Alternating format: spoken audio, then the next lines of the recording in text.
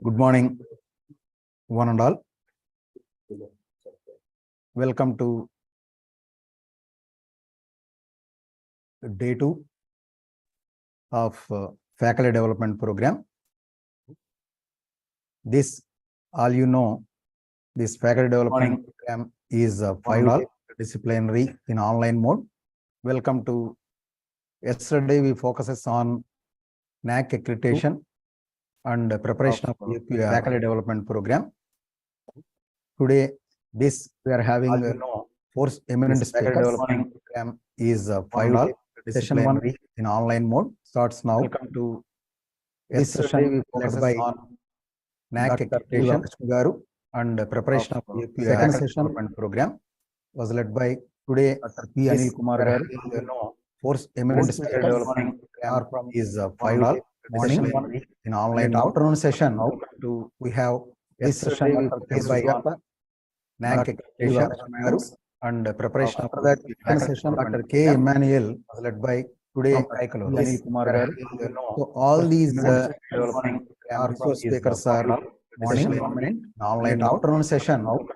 We have this session by NAAC accreditation and preparation of that department. K. Emmanuel, all these speakers are morning online afternoon session. We have this session by Vidmadhu sir, kindly and preparation of that department. K. Emmanuel, all these speakers are morning online afternoon session. We have this session by Vidmadhu sir, kindly and preparation of that department. K. Emmanuel, good morning to all the participants. Welcome to N.COLLEGE. Speakers are May I add, sir? online afternoon session. Sir, you have this session I feel glad to introduce Dr. B. Varalakshmi Garu to all the participants. K. Emmanuel, Dr. B. Varalakshmi passes morning to all the participants. Welcome to N.COLLEGE in English, language and literature. May I bagged a gold medal to her credit. She bagged a gold medal in a I feel glad graduation also. She served as a communication skills and soft skills trainer with more than 35 years of vast teaching experience. Welcome to Andhra Pradesh Government Degree Colleges, Literature. He retired in 2010. Leader English. She bagged a gold medal degree college for women. She served as a communication skills trainer with more than a certificate in 5 years of training skills from experience. Welcome to Oregon University, USA. A certificate as a English 2000 English teacher trainer from USA. Bagged a gold medal, a best teacher award from government of. He served as a communication and skills serving as a process state 5 years of person and trainer. She obtained University USA, a certificate training 2000 English teacher trainer from USA. Bagged a gold medal, a best teacher award, offering suggestions to institutions as a NAAC. Governor's Red Cross Medal for 5 years of social services activities. Obtained University USA, a certificate training 2000 English teacher trainer from USA. These are all a best memorable milestones in her career. Years after she served as she has been medal for 5 years lecturing on several topics as a resource person at different training centers of APHRD. Ever since it was established, has been offering suggestions on educational institutions for after value-based education developing the century. Lecturing on several topics as a resource person at content designer for the different UG programs and volunteering to support it was establishing has been offered grassroots education level. Thank you for giving value-based opportunity. Lecturing on several topics as a passionate content designer for the different UG programs and volunteering to support it was establishing Dr. level. Thank you for giving value-based opportunity. participants, request all the participants to bring their different UG programs and volunteering to support And schools I request Lakshmi Garu, Lakshmi Garu, to take the classes. value-based Thank you. Dear participants, I request all the participants to mute the devices. Sir బాగా eco వస్తుందండి, మళ్ళీ మళ్ళీ వినిపిస్తున్నాయి మీరు ఇందాక నుంచి మాట్లాడుతున్నవి. ఇప్పుడు కూడా అలాగే ఉందా? నా మాట వినిపిస్తుందా? Now fine, madam. Now It's fine. fine now. So my sincere namaste to SSN College management, faculty, everybody who is involved in this, as well as to all the participants. Yesterday we had wonderful sessions. I wish you all the best for today's sessions also. వినపడతాం sir, ఇంకా ఎక్కువ Echo ఉందా అండి?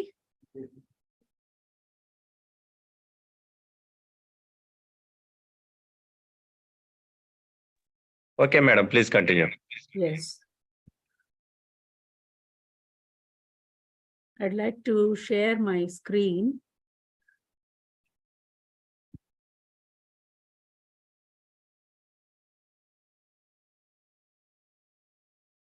Excuse madam, మీ దగ్గర కొంచెం volume పెంచరా? Mic volume. Mic volume పెంచుతానండి.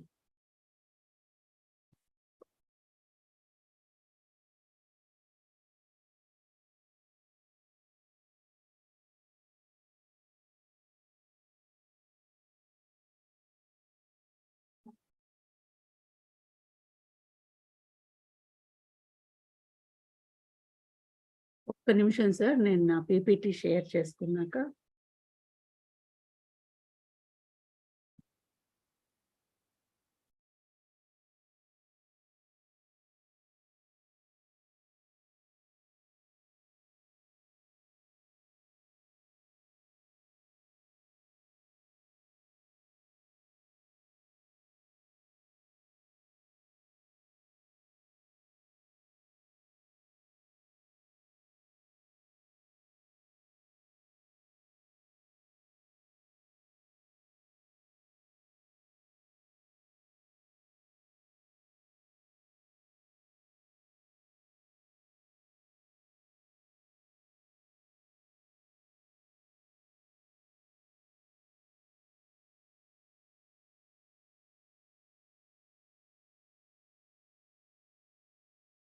Sir, is it visible? Madam. Okay. Thank you. So, yesterday's topics and some of today's topics also are about the general preparation for NAAC, whereas I found that my topic is specific. It's not general. It is specific to the student learning outcomes ratio, which is one of the key quality parameters. I was wondering whether I should call myself a NAAC veteran. I'm a NAAC veteran because మొదటగా government college Rajahmundry NAAC కు వెళ్ళినప్పుడు నేను అక్కడ ఉండి work చేశాను. I had the good fortune of visiting many colleges and seeing that government college Rajahmundry got the first A grade in government colleges in Andhra Pradesh, in combined Andhra Pradesh at that time. ఆ తర్వాత చాలా colleges కి NAAC కి commissionerate వాళ్ళు ఇప్పుడు విజయ్ బాబు గారిని సలహాలు అడిగి ఎలాగైతే ఆయన చేస్తున్నారో నేను అలా ఇవ్వటం కూడా జరిగింది. కనుక NAAC నా నరనరాల్లోనూ ప్రవహిస్తూ ఉంది అనుకుంటూ ఉంటాను. It is a part of me. ఎవరైనా NAAC వెళ్తున్నారు అంటే వాళ్ళు అడగకపోయినా కూడా వాళ్ళకి ఏమన్నా సలహాలు ఇచ్చేయాలి అనేలాంటి తాపత్రయం వచ్చేసేంతగా NAAC తోటి నా అసోసియేషన్ ఉంది. So today we are going to see the student learning outcomes and how NAAC, the new NAAC with NEP 2020, what is the focus and how you are going to be ready for it in your institutional awareness and initiatives for that.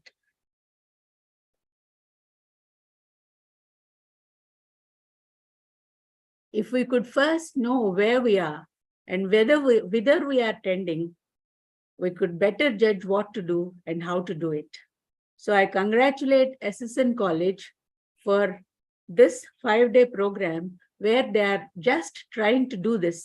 Where we stand now, ఏ దిశలో వెళ్తున్నాము, ఏ దిశలో వెళ్ళాలంటే మనం ఎంత రెడీగా ఉండాలి అనేది తెలుసుకుంటే మనం మన లక్ష్యం వైపుకి చక్కగా వెళ్ళగలము అన్నది ఆ ఉద్దేశంతో వాళ్ళు ఈ 5-డే ప్రోగ్రాం పెట్టి ఎంతో మందికి ఉపయోగపడేలాంటి ఇన్ఫర్మేషన్ షేర్ చేసుకుంటున్నందుకు చాలా సంతోషం.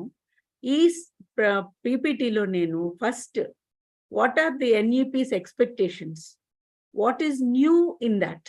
మనం ఆల్రెడీ చాలా రౌండ్స్ వెళ్ళిన వాళ్ళు కూడా ఉన్నారు, చాలా సైకిల్స్ NAAC వెళ్ళిన వాళ్ళు ఉన్నారు, వెళ్ళని వాళ్ళు కూడా ఉండుండొచ్చు.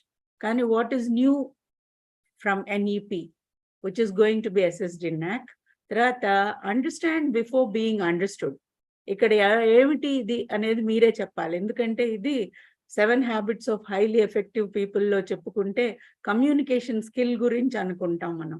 స్టీఫెన్ కోవే కొటేషన్ ఎందుకు పెట్టాను ఇక్కడ అని మీకు డౌట్ రావచ్చు, ఇది వేరే కాంటెక్స్ట్ లో వాడుతున్నాను నేను. Third point is SLO versus SLO. 2 SLOలే. ఈ 2 SLOలు ఏంటి అనేది ఈ పాటికి మీకు అందరికీ తెలుసు, అయినా నేను ఊరికేనే అక్కడ పెట్టాను. Elements of effective learning outcomes. 4 bridging gaps, the road ahead, where we stand and institutional readiness గురించి చూసుకోవడం అనేది ఈ 4 కేటగిరీస్ లోకి నేను నా పీపీటీని డివైడ్ చేశాను. నిన్నంతా కూడా మీరు NEP ఎక్స్పెక్టేషన్స్ లో కొత్తవి ఏమిటి అనేది చాలా చూశారు. ఇప్పుడు నా ఫోకస్ స్పెషల్గా in student learning. What is expected from our preparation in NAAC for in this section. Competencies, skills ఎటువంటివి కావాలని వాళ్ళు ఎక్స్పెక్ట్ చేస్తున్నారు, వాటిని మనం మన స్టూడెంట్స్కి ప్రొవైడ్ చేయాలంటే ఇన్స్టిట్యూషన్ పరంగా మనం ఏం చేయాలి, ఇండివిజువల్గా టీచర్స్గా మనం ఏం చేయగలగాలి, స్టూడెంట్స్ నుంచి మనం ఎటువంటి ఫీడ్బ్యాక్, ఎటువంటి రెస్పాన్స్ ఎక్స్పెక్ట్ చేయాలి, వీటి గురించి మనం ఆలోచించుకుందాం మన teaching learning methods. So whether it is NAAC or NAC, call it by any name, it is the same. We see good governance is one of the important points. What are the basic norms of the institution, the institutional vision and mission, and what are the parameters according to which it is guiding itself is one more. The public self-disclosure, this is something new. Yesterday we heard about it. And most importantly, the student learning outcomes ratio. Because earlier, ఇప్పటి వరకు మన NAAC లో మనం ఏం చేసాము, ఏ process follow అయ్యాము అనేది చెప్పుకున్నాము. లిమిటెడ్ అవుట్కమ్ అంటే అవుట్కమ్ గురించి మనం ఇంత ఫోకస్ తోటి లేము. ఇప్పుడు maximum focus is on how you are going to measure the outcome of what you have done. మీరు చేసాము అని చెప్పుకోవటం కాకుండా చేసిన దాని ఫలితం ఏ రూపంలో మీరు ఎక్స్పెక్ట్ చేశారో అది మీరు ఎలా మెజర్ చేసి చూపిస్తారు అనే దాన్నే నమ్ముతున్నారు. అంటే చాలా దూరం వచ్చేసింది NAAC ఫస్ట్ లో మనని స్క్రూటనైజ్ చేసిన దానికి ఇప్పటికీ చాలా ముందుకు వచ్చేసారనమాట. It advocates developing and adopting pedagogy which emphasizes on holistic development of learners. Experiential learning kavali, discussion based learning kavali, art integrated learning kavali, flipped classrooms kavali ani. ఇక్కడ నేను ఇక్కడి నుంచి వచ్చే ప్రతి స్లైడ్ లోను కింద ఒక చిన్న నోట్ పెట్టాను మీ అందరి కోసం. Please note for each of these points where your department stands, where your institution stands. Then you will automatically know your institutional readiness for facing NAAC after 2024. నిన్న అందరూ కూడా ఎలాగైనా సరే మనం నోన్ డెవిల్లే బెటరు అన్నోన్ ఏంజిల్ కంటే అనుకున్నారు. కానీ unknown ఏంజిల్ని ఎప్పుడో అప్పటికి మీరు రిసీవ్ చేయాల్సిందే. ఇప్పుడు మీరు ఒకవేళ జనవరి లోపే వెళ్ళి NAAC పాత క్రైటీరియా ప్రకారం అసెస్ చేయించుకున్నా కూడాను నెక్స్ట్ టైం కైనా మీరు వీటికి రెడీ ఉండాలి. కాబట్టి దిస్ ఇస్ సంథింగ్ అన్అవాయిడబుల్. దీన్ని మీరు తప్పించుకోలేరు. దీని పద్ధతిలోనే మీరు ఆలోచించడానికి కూడా అలవాటు పడిపోవాలి. అందులోనూ మీకు ఇప్పుడు రిటైర్మెంట్ ఏజ్ 58 కాదు, నాలాగా 60 కాదు, 62 కాదు, 65 ఏళ్ల వరకు కూడా మీరు సర్వీస్ లో ఉండి you are going to share your knowledge and expertise with the coming generations. So you must be prepared for NEP 2020 policies and preparation also. నేను చెప్తున్నది వినిపిస్తోందా సుధీర్ గారు? Am I clear? Oh, fine, madam. Fine, Okay, madam. thank you. So I request all of you to make a note. ఇప్పటికి వీటిల్లో experiential learning గురించి మీరు అందరూ కూడా చేస్తూ ఉండుంటారు. డిస్కషన్ బేస్డ్ లెర్నింగ్ కూడా మనకు ఉన్నదే, కాబట్టి కొత్తవి కావు, ధైర్యంగా ఉండండి. ఆర్ట్ అవి ఇంటిగ్రేటెడ్ లెర్నింగ్ ఎంతవరకు ఉంది, ఇది ఒక కొత్త యాంగిల్లో ఆలోచించాలి. ఫ్లిప్డ్ క్లాస్ రూమ్ అనేది నేను గత 10 సంవత్సరాలుగా NAACకి ఎవరికి సలహా చెప్తున్నా, సార్ ఇది one of the best ways in which you can make student learning a better process, వాళ్ళకి సెల్ఫ్ లెర్నింగ్ నేర్పడానికి పనికొస్తుంది అని చెప్తూ వచ్చాను. కానీ ఫ్లిప్డ్ క్లాస్ రూమ్ నేను ఎక్స్పెక్ట్ చేసిన లెవెల్లో ఏ కాలేజెస్లోనూ ఇప్పటి వరకు నేనైతే దాని సక్సెస్ చూడలేదు. ఇంకా ఇప్పుడు NEP 2020 కూడా ఈ వర్డ్ మెన్షన్ చేసింది అంటే I'm really happy about it. You will see the benefits of this flipped classroom once your students are accustom to learning on their own. Self learning కి వాళ్ళకి ఒక ఇనిషియేటివ్ కింద ఇది పనికొస్తుంది. కాబట్టి ఫ్లిప్డ్ క్లాస్ రూమ్స్ లోకి మనం వెళ్ళొచ్చు, not just in word but in deed. దీని గురించి మీరు తప్పకుండా షేర్ చేసుకుని ఒకళ్ళతో ఒకళ్ళు మీ ఎక్స్పీరియన్సెస్ లో నుంచి ముందుకు వెళ్ళొచ్చు.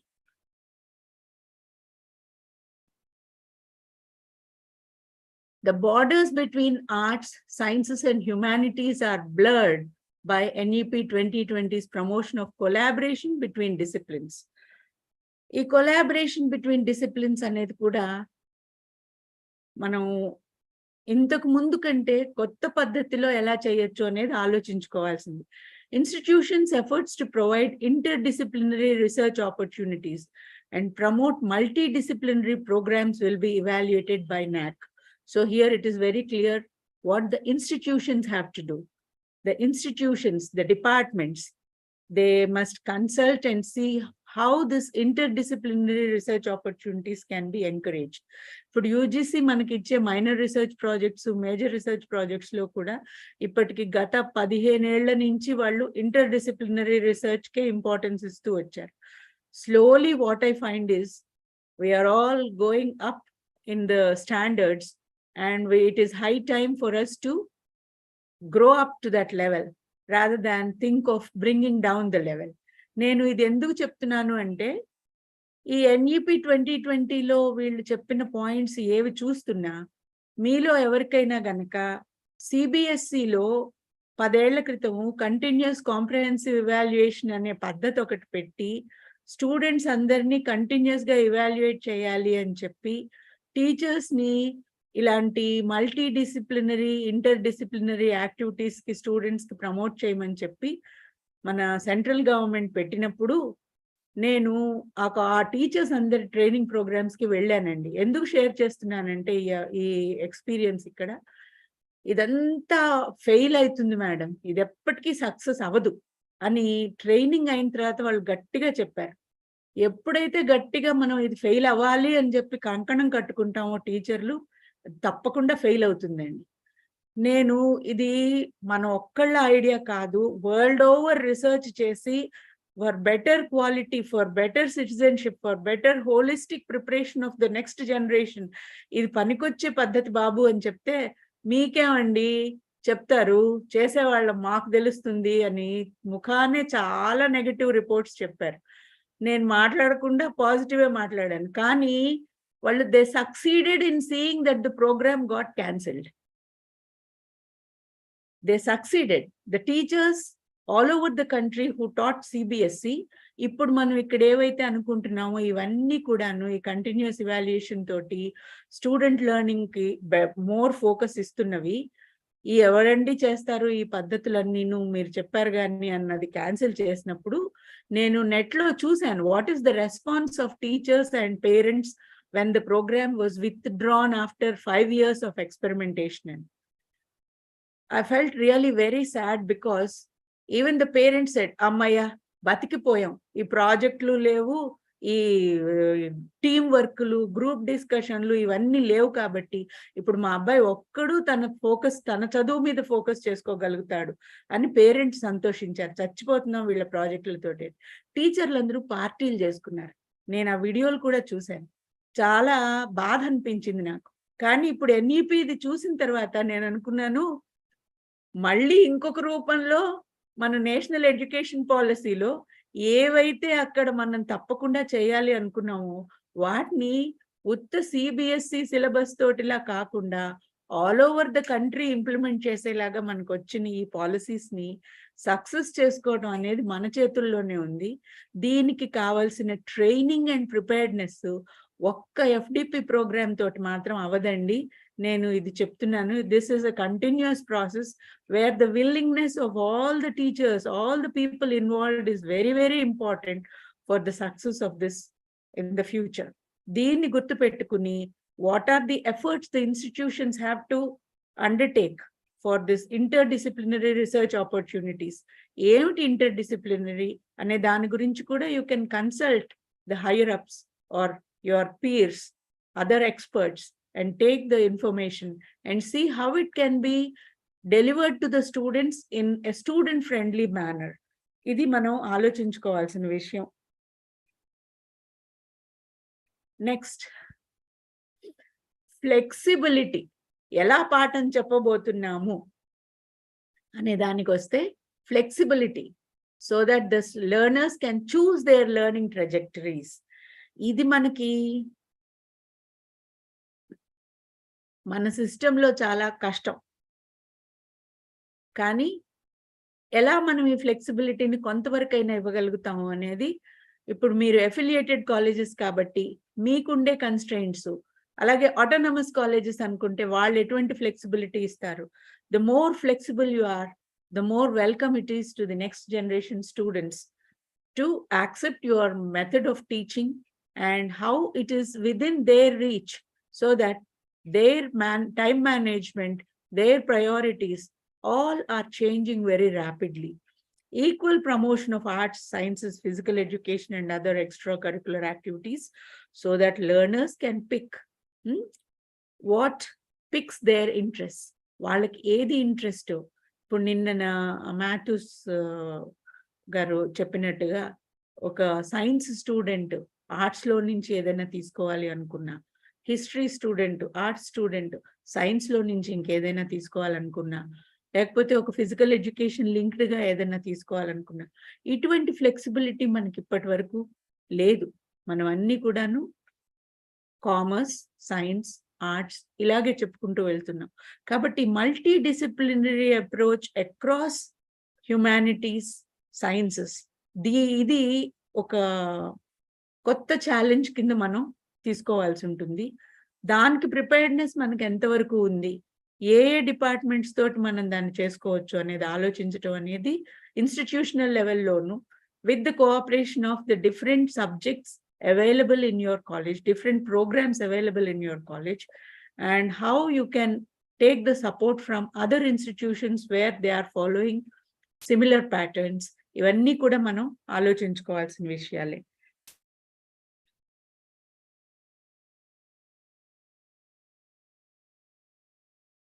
NEP 2020 says it is a multiple pedagogical approach, not just the chalk and talk method. నిన్న మాథ్యూస్ గారు even today the chalk and talk method is the best method అన్నారు. కానీ ఇప్పట్లో స్టూడెంట్స్ లో ఉన్న ఇంట్రెస్ట్ మారిపోతున్న దృష్ట్యా, NAAC ఏం అడుగుతోంది అన్న దృష్ట్యా మనం చాక్ అండ్ టాక్ మెథడ్ తో పాటుగా అనుకున్నా సరే, there are many other ways in which we need to deliver the content so that it is received in a positive manner instead of like an imposition on them, like it is being thrust on them. Case-based instruction, project-based learning, art-integrated learning, experiential learning, group discussions, brainstorming, role plays, field visits, learning like visits to industrial units, research labs, other institutes suggested for teaching learning, everything to promote constructive learning and active involvement of the learners to achieve the predefined goals. ఇందులో నాకు focus ఎక్కడుంది అంటే multiple pedagogical approaches for predefined goals. So what are the goals which we have while starting a lesson and how best we can do. The multi disciplinary approach అనుకున్న కానీ, లేకపోతే ఒక సబ్జెక్ట్ని ఒకలా చెప్తున్నప్పుడు అనుకున్నా కానీ, the goal with which you start teaching that you should be very clear. వీటిల్లో మనం ఏవి దేనికి తీసుకుంటున్నాము. ఇప్పుడు అవుట్కమ్స్లోకి వెళ్ళినప్పుడు ఫ్లిప్డ్ క్లాస్ రూమ్లో నుంచి వచ్చే అవుట్కమ్ వేరు. అంటే ఫోకస్లో మనకి అవుట్కమ్స్లో మెజర్ చేసుకోవడానికి వచ్చే పాయింట్స్ వేరుగా ఉంటాయి. కేస్ బేస్డ్ ఇన్స్ట్రక్షన్కి వేరుగా ఉంటాయి. ప్రాజెక్ట్ బేస్డ్ లెర్నింగ్కి వేరుగా ఉంటాయి. Similarly for each of these అవుట్కమ్స్లో ఒక మెయిన్ అనుకుంటే దాంతో పాటు యాన్సిలరీస్ కింద వచ్చే వాటిల్లో చాలా వేరియేషన్ వస్తుంది. కనుక మీకు మొత్తం ప్రోగ్రామ్ అవుట్కమ్స్లో మీరు అనుకుంటున్న వేరే స్కిల్స్ అన్ని రావడానికి ఏ టాపిక్ అయినా all methods don't work. Everything doesn't go in to a single pattern and it is not applicable also. So how you are going to decide what is the goal of that specific content which you are going to deliver, or the specific course which you are going to deliver, and for that what are the methods anedi, it is very, very important for each and every faculty member concerned to have a prior knowledge and consult the higher ups regarding the infrastructure or training and other facilities which they need to progress in this direction.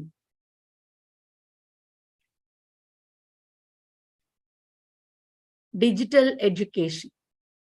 Covid వచ్చినప్పుడు, corona టైంలో చాలా colleges ఎంతో కొంతవరకు digital లెర్నింగ్లోకి వెళ్ళి online classes conduct చేసి కొంతవరకు చేశారు అని అనుకున్నా, వాళ్ళని ఇప్పుడు NAACకి కనుక సబ్మిట్ చేయాలి అనుకుంటే they don't have the records of everything that they really did in that time, because recording what they did they might not have done properly, and they could not have probably given the quality education which they were accustomed to give in a direct face-to-face classroom environment. So classroom environment face-to-face తో పాటు ఈ digital ఎడ్యుకేషన్లో technology పెరుగుతున్నప్పుడు మనము స్టూడెంట్స్కి flexibility in their timings and trajectories అనుకుంటున్నప్పుడు ఎలాగ ఈ ఆన్లైన్ టీచింగ్ని మోర్ ఎఫిషియెంట్ చేసుకుంటాము అనేది, దీని గురించి నిన్న రాజమండ్రి కాలేజ్ నుంచి జియాలజీ డిపార్ట్మెంట్ వాళ్ళు చెప్తున్నప్పుడు మీరు గూగుల్లో నుంచి కానీ లేకపోతే వాట్సాప్లో నుంచి కానీ ఎలాగ మీరు అసైన్మెంట్లు ఇంటరాక్షను యూజ్ చేసుకుంటున్నారు అనేది చూసుకున్నట్లయితే బాగుంటుంది అని చెప్పారు. ఇటువంటి పాయింట్స్ మీరందరూ చేసుకుంటూనే ఉండుంటారు. లేకపోయినా సరే అడాప్ట్ టు అడాప్ట్ అనే 2 గోల్డెన్ వర్డ్స్ మనకి NAACలో ఎప్పుడు పనికొస్తాయి. ఎవరైనా ఒక మంచి పాలసీ, ఒక మంచి హెల్దీ ప్రాక్టీస్ చేస్తున్నారు అంటే ఆ హెల్దీ ప్రాక్టీస్ని మనం అడాప్ట్ చేసుకోవచ్చు, మనకు కావాల్సినట్టుగా దాన్ని అడాప్ట్ చేసుకోవచ్చు.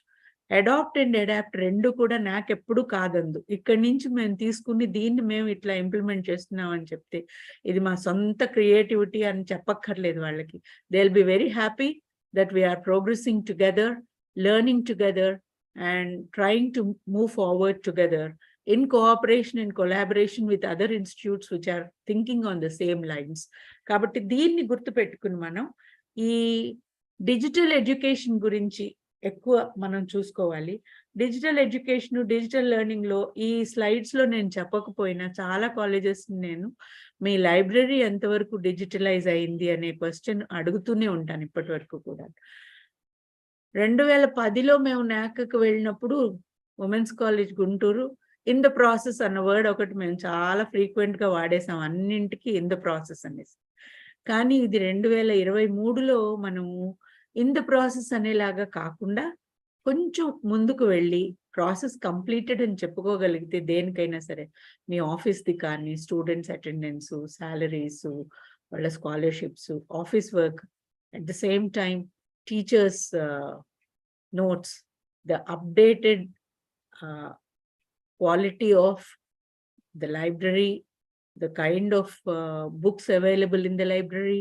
ఈ డిజిటల్ ఎడ్యుకేషన్లో not only just teaching, but the other resources available to the students, not only when they are on the campus, but off the campus. ఇవన్నీ కూడా మనం గుర్తుపెట్టుకోవాల్సి ఉంటాయి. వీటిల్లో మీ దగ్గర ఏమున్నాయి ఏమి లేవు అనేది కూడా మీరు చూసుకోవటం చాలా ముఖ్యం అనుకుంటాను.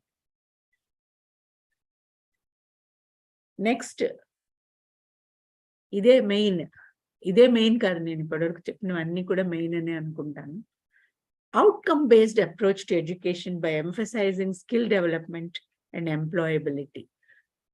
ఏ అవుట్కమ్ కోసం మనం ఒక కోర్స్ పెడుతున్నాము, అది స్కిల్ డెవలప్మెంట్ కోసమా, స్కిల్ డెవలప్మెంట్ ప్లస్ ఎంప్లాయబిలిటీ కోసమా, నాలెడ్జ్ ఎన్హాన్స్మెంట్ కోసమా, we must be very clear. దాన్ని బట్టి మనం ఆ లెసన్ ప్లాన్లో స్టూడెంట్స్కి అవుట్కమ్ రావడానికి మనం ఏం చేస్తాము అనేది, weather it is experiential learning or project based learning, research అనేది డిసైడ్ చేసుకుంటాం. సో అవుట్కమ్ ఏంటి అనేది ముందు మనకు ఒక క్లారిటీ ఉండాలి. Institutions will be assessed by NAAC based on how well they are able to provide students with the necessary information, knowledge, skills, and competencies. ఇవి ఎంత బాగా మనం మన స్టూడెంట్స్కి రేపటి ప్రపంచంలోకి వెళ్ళడానికి రెడీగా ఉండడానికి ఇవ్వగలుగుతామో, అది మనం మెజర్ చేసి వాళ్ళకి చెప్పగలిగితే it will be a credit to us. And it will be a point of greater satisfaction to us, because we say we don't know where our students are, we don't know what they are doing, kante this is what we have done, this is where they are అనేది మనం కనుక చెప్పగలిగితే, ఆ outcome ని మనం measure చేసి చూపించగలిగితే ఎంత బాగుంటుంది అనేది చాలా బాగుంది.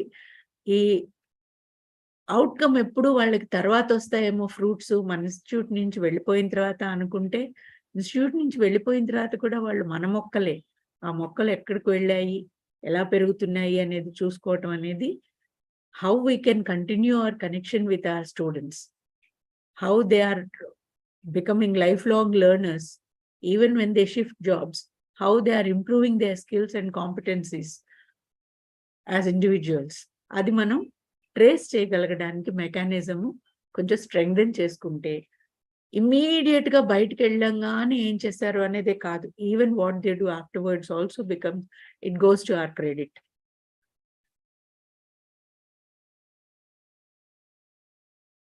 ఇంకా మీకు ఈ కొత్త సిస్టంలో ఇన్స్టిట్యూషనల్ ప్రిపేర్డ్నెస్ దీనికి ఎంతవరకు ఉంది అనేది నేను, it's a question mark. First year UG programme తోటి మీరు ఒక సర్టిఫికెట్ ఇస్తారు. After the second year you are going to give a certificate in advance diploma, third year a bachelor's degree, fourth year a bachelor's with a research program honors. So what are the learning outcomes expected at the end of first year? What is the course you are giving? For a certificate, what are the skills? What are the competencies? What is the information? It should be very clear in your mind. And the second year is like the next step in that, a continuation, but at a higher level. So what is the outcome expected from a diploma student? What are the jobs into which he or she can be absorbed once they leave the institution? Are you making them market ready? Their competencies, how far have you helped them in realizing their own potential, whether it is in the first year or second year? So third year, fourth year, when it goes to research, so how many of your students are going to exit after the first year? What is the reason for them to leave after the first year? If they leave, is it the economic condition? Is it the pressure for a job? Is it that they are unable to cope with the content being delivered or the method, the pressure from the peers? What is the reason? There could be different reasons. So this is a new angle which we never faced when we were teaching, because once a student joins, he would complete his degree and leave. But now the student may leave after the first year, after the second year, after the third year, after the fourth year. So your outcomes have to be calculated for every year for the students, whether they continue or they leave. This is what you have to be prepared for. And this is something very, very new, if I'm right. We give ourselves time to measure the improvement of the student. First year lo join అయినప్పుడు student level ఎలా ఉంది అంటే final year అయిన తర్వాత వాళ్ళ level ఎలా ఉంది అనేలాగా క్యాల్కులేట్ చేసి ఇంత ప్రోగ్రెస్ చూపించాము వాళ్ళ పర్సంటేజ్ లో, కాబట్టి అంతా మనకి గ్రాఫ్ పైకే అనేలాగా చూపించుకునేవాళ్ళం. ఇప్పుడు మనం వేరే దృష్టిలో ఆలోచించాల్సిన విషయం కింద అనిపించింది నాకు ఇది. అలాగే flexibility for learners to move from one institution to another, which enables them to have multi or interdisciplinary learning, and then flexibility to switch to alternative modes of learning like offline, ODL, online, and hybrid modes of learning. ఇటువంటి flexibility పెరిగిన కొద్దీ మనం స్టూడెంట్కి offer NEP expect చేస్తోంది అంటే అక్కడ మన institutional preparedness for these. North ఇండియాలో చాలా colleges are they ready for NEP to be implemented from this academic current year or next year అనేలాగా చూసుకుంటే they are panicking. Many of them are panicking because they realize that they are not really ready. But somewhere they have to make a beginning. How they are going to do it?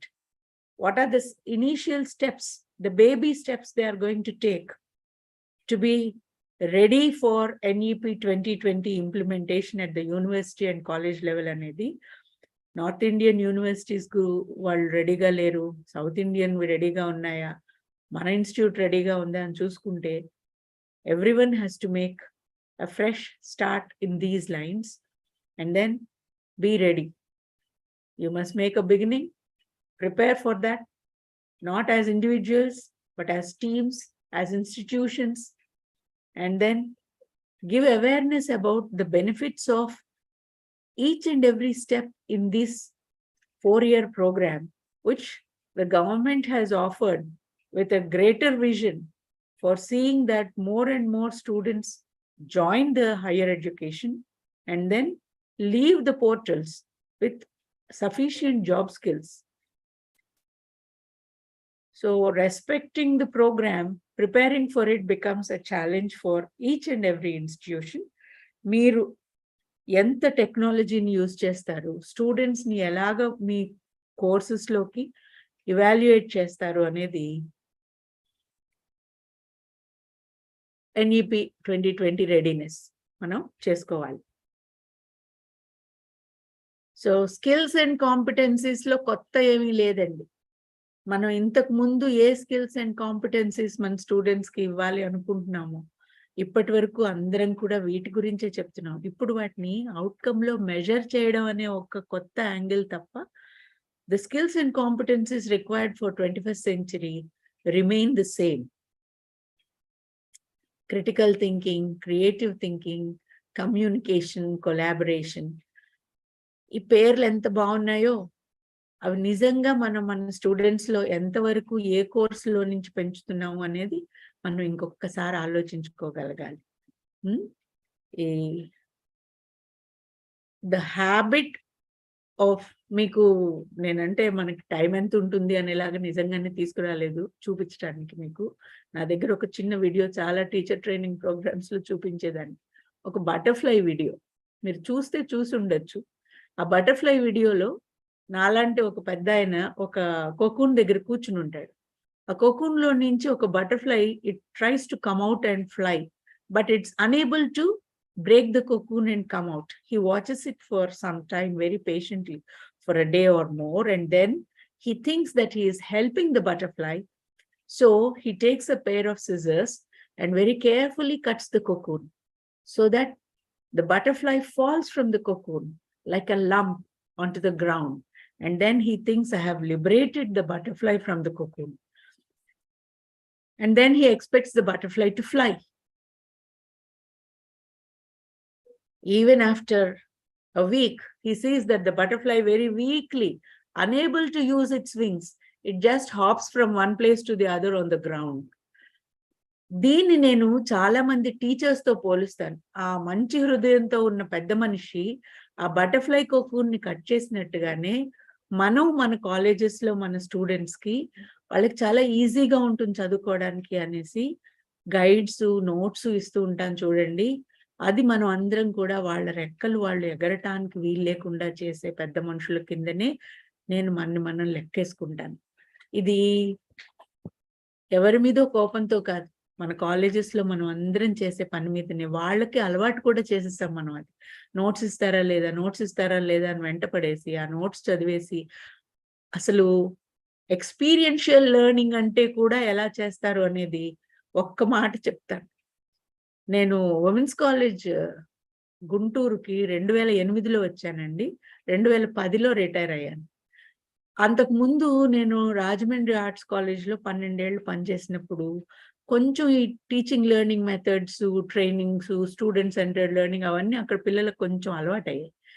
ఇక్కడ పిల్లల దగ్గరికి వచ్చినప్పుడు ఎన్నో experiences చెప్పను. ఒక్కటే ఎక్స్పీరియన్స్లో నేను వాళ్ళ చేత ఇంగ్లీష్లోనే సింపుల్గా ఇంట్రాలింగ్వల్ ట్రాన్స్లేషన్ చేసి కష్టమైన పద్యానికి అర్థాలు చెప్పించి అలాగే జంబుల్ చేసేసి ఆన్సర్స్ వచ్చేలాగా అంతా చెప్తే, అరే మనంతటి మనమే ఈ నోట్స్ చేయగలుగుతున్నామే మేడం, మాకు వచ్చేసింది నోట్స్ చేయడం అంటే చాలా సంతోషించాను. కానీ మర్నాడు వాళ్ళు నా దగ్గరికి వచ్చారు. మేడం అయితే మేము గైడ్ కొనుక్కోవాలా అక్కర్లేదా అన్నారు. మీరే రాస్తున్నారు కదరా నోట్స్, ఇంక మళ్ళీ గైడ్ ఎందుకు అని. అలా కాదండి, గైడ్ కొనుక్కోవాలా లేదా చెప్పేయండి అన్నారు. మనంతటి మనం చదువుకోగలం అన్నాను. మనంతటి మనం చదువుకోవడం కొంతవరకే మేడం, మనకు గైడ్ కావాల్సిందే అనేసి ఇంక వాళ్ళు నన్ను అడగకుండానే అందరూ గైడ్లు కొనేసుకున్నారు. కనుక ఆ కల్చర్ అలాగా గైడ్ కొనుక్కుని దాంట్లో నుంచే అంత వేదం వచ్చేస్తుంది. టెక్స్ట్ కొనుక్కోరు, గైడ్ కొనుక్కుంటారే. అటువంటి సిస్టమ్ మనకి ఇంకా పనికిరాదు, ఉండే అవకాశం కూడా లేదు అనుకోవాలి. అంటే ఒక ఉదాహరణ చెప్తాను. స్కూల్లో సోషల్ స్టడీస్లో ఒక రైతుని ఇంటర్వ్యూ చేసి ఆ రైతు అనుభవాలు మీరు రాయండి అనేది ఎక్స్పీరియన్షియల్ లెర్నింగ్ కింద ఒక ప్రాజెక్ట్ ఇచ్చారండి. 8వ తరగతి పిల్లలకో ఏమో. నేను మీరు ఇందాక నా ప్రొఫైల్లో చదివితే స్కూల్స్కి అక్కడికి కూడా వెళ్ళి టీచర్స్కి ట్రైనింగ్ ఇస్తూ ఉంటాను. That is my hobby. అప్పుడు గైడ్లోనే వాడు రాసేసాడు, రాము ఒక రైతుని ఇంటర్వ్యూ చేశాడు, ఈ ప్రశ్న అడిగాడు, ఈ ఆన్సర్ వచ్చింది అనేది మొత్తం అక్కడ రాసాడు అనమాట. స్టూడెంట్స్ అందరూ కూడా ఆ గైడ్లో నుంచి అదే రాసేసారు. అప్పుడు ఆ స్కూల్లో టీచర్ని అడిగాను, ఇదేంటండి అంటే, ఎక్కడ దొరుకుతారండి మనకి రైతులు, రైతు దగ్గరికి వెళ్ళి ఇంటర్వ్యూ చేయమంటాడు వాడు, వర్కర్ని ఇంటర్వ్యూ చేయమంటాడు, ఎక్కడ అదేంటండి మన ఇంట్లో పని వాళ్ళలో లేకపోతే కన్స్ట్రక్షన్ కూలీలో వాళ్ళలో చాలా మంది పొలాల్లో చేసిన వాళ్ళు ఉంటారు, ఒక్కసారి ట్రై చేయండి మేడం అన్నాను. మర్నాడు ఆవిడ ముఖం వెలిగిపోయిందనమాట.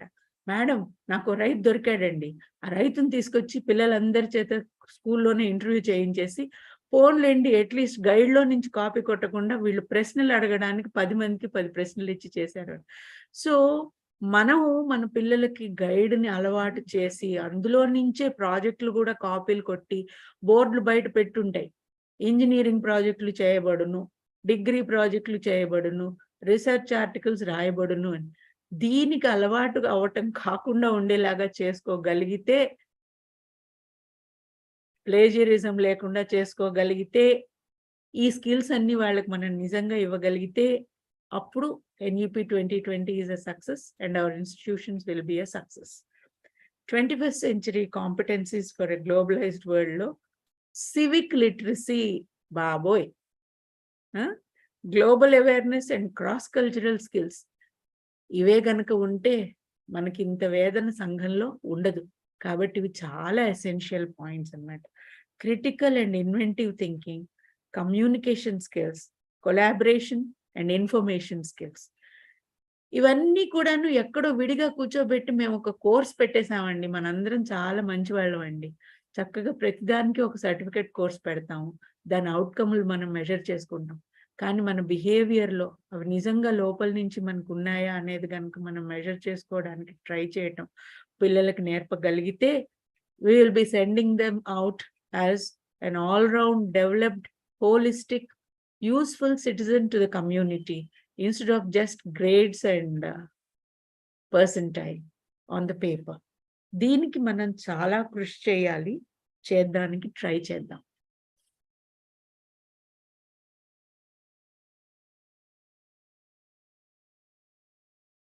ఇదంతా కూడా మనం అనుకున్న ఫస్ట్ పార్ట్ లోనేనండి. The transformative initiatives that have a bearing on the undergraduate education.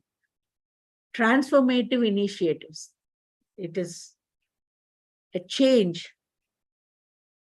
Introducing holistic and multidisciplinary undergraduate education that would help develop all capacities of the learners: intellectual, aesthetic, social, physical, emotional, ethical, and moral in an integrated manner. So, mana vision and mission lo ee transformative initiatives ki the institution must make place for this. Soft skills and complex problem solving skills, critical thinking, creative thinking, communication skills, and rigorous specialization in a chosen field or fields of learning. చివరికి పెట్టినది rigorous specialization in a chosen field of learning. ఆ rigorous అన్న word వాళ్ళు కావాలనే మనకు అక్కడ పెట్టారు. So ఇందాక నేను చెప్పినట్టుగా గైడ్లో నుంచి నా ఎంకామ్ స్టూడెంట్స్ ప్రాజెక్ట్స్ మేడం ఒకసారి మీరు చూసి పెట్టండి, ఇంగ్లీష్లో తప్పులు ఏమన్నా ఉన్నాయేమో, మా పిల్లలందరూ ప్రాజెక్టులు చేశారు అంటే తీసుకున్నాను. ఇది కూడా మా రాజమండ్రి కాలేజ్లో ఎంకామ్ పిల్లలది నేను చెప్పేది. వాళ్ళందరూ వాళ్ళ సూపర్ సీనియర్స్ ప్రాజెక్ట్స్ని యాజ్ ఇట్ ఈస్ తీసుకొచ్చారు, డేటు ప్లేస్ కూడా మార్చకుండా. అప్పుడు నేను అడిగాను వాళ్ళని, ఏంటి సార్ ఇది అంటే, ఇవన్నీ ఎవరు చూస్తాడు మేడం గారు, ఇవన్నీ ప్రాజెక్టులే కదా, మళ్ళీ మళ్ళీ ఏం దొరుకుతాయండి కొత్తగా చేయడానికి, అదే కాటన్ ధర, అదే గోదావరి బ్రిడ్జి అని చెప్పేశారు వాళ్ళ డిపార్ట్మెంట్లో వాళ్ళు. సంతోషం. కాబట్టి ఇట్లా కాకుండా rigorous specialisation in a chosen field of learning, అది ఇప్పుడు మనం చూసుకోవాల్సింది. నేను ఇక్కడ ఒక కాలేజ్ గురించి చెప్పానంటే వేరే కాలేజీలన్నీ అంతకంటే ఉద్ధరించాయని కాదు, మనందరం అదే బోట్లో ఉన్నాము. ఒక డిపార్ట్మెంట్ కాదు, అందరి డిపార్ట్మెంట్స్ కూడా మనకి మనం చూసుకుని, ఒకవేళ బయటకు పెట్టామని కాదు, 5 వేళ్ళు మనకేసి మనం తిప్పి చూసుకుంటే మనం ఎక్కడెక్కడ ఇంప్రూవ్ అవ్వాలో మనకు తెలుస్తుంది. తెలుసుకుని ఈ మల్టీ డిసిప్లినరీగా అండర్ గ్రాడ్యుయేట్స్లో అన్నింటికంటే వాళ్ళు అడుగుతున్న ఎథికల్ అండ్ మారల్ అనేవి ఎక్కడున్నాయో నాకు తెలియకుండా ఉంది. కాపీ కొడితే పర్వాలేదు అనేలాంటి యాటిట్యూడ్ మంచిదా కాదా, కాపీ కొడితే వాడికి పనిష్మెంట్ ఇవ్వాలా లేదా, వాడే పైనుంచన్నా దూకి ఆత్మహత్య చేసుకున్నాడంటే ఎవరు రెస్పాన్సిబుల్, చాలా కాంప్లికేటెడ్ ఇష్యూస్ అండి ఇవన్నీ కూడా. సో అసలు ఎందుకు కాపీ కొట్టాలి, కాపీ కొడితే ఎందుకు పనిష్ చేయాలి, ఇవన్నీ కూడాను they are very very sensitive issues and the problem is increasing day by day. So how are you going to inculcate these morals and values and tell them that it is better? Abraham Lincoln letter to his son's teacher undi chudandi, adi prati institute lonu నేను అసలు అది వరకు అందరు teachers కి gift కింద laminate చేసింది అదే ఇచ్చేదాన్ని. స్కూల్కి వెళ్ళినా కాలేజ్కి వెళ్ళినా ఏం నేర్చుకోవాలి అనేది అది ఒక్కసారి మనం చూసుకున్నామంటే బ్యాండ్ వ్యాగన్ ఎక్కే కంటే ఫెయిల్ అయ్యి మళ్ళీ రాసుకున్నా పర్వాలేదు నాన్న అని మనం చెప్పగలిగితే బాగుంటుందేమో. ఆలోచించుకోండి, ఎక్కడి నుంచి మనం ఎక్కడికి వెళ్ళాలి, దానికి ఈ వాల్యూస్ మనం ఎలా చెప్తాము అనేది చూసుకోవాలి. So these are the transformative initiatives. ఇప్పటి వరకు నేను మీకు చెప్పానే ఫస్ట్ సెక్షన్లో, what does NEP 2020 expect from us in the form of learning. Because student learning outcomes అన్నప్పుడు మీరు లెర్నింగ్లో ఏ చేంజెస్ చేసుకుంటే బాగుంటుంది, ఎటువంటి ఇనిషియేటివ్స్ తీసుకుంటే బాగుంటుంది అనే దాని గురించి మనం ఫోకస్ చేసుకున్నాము.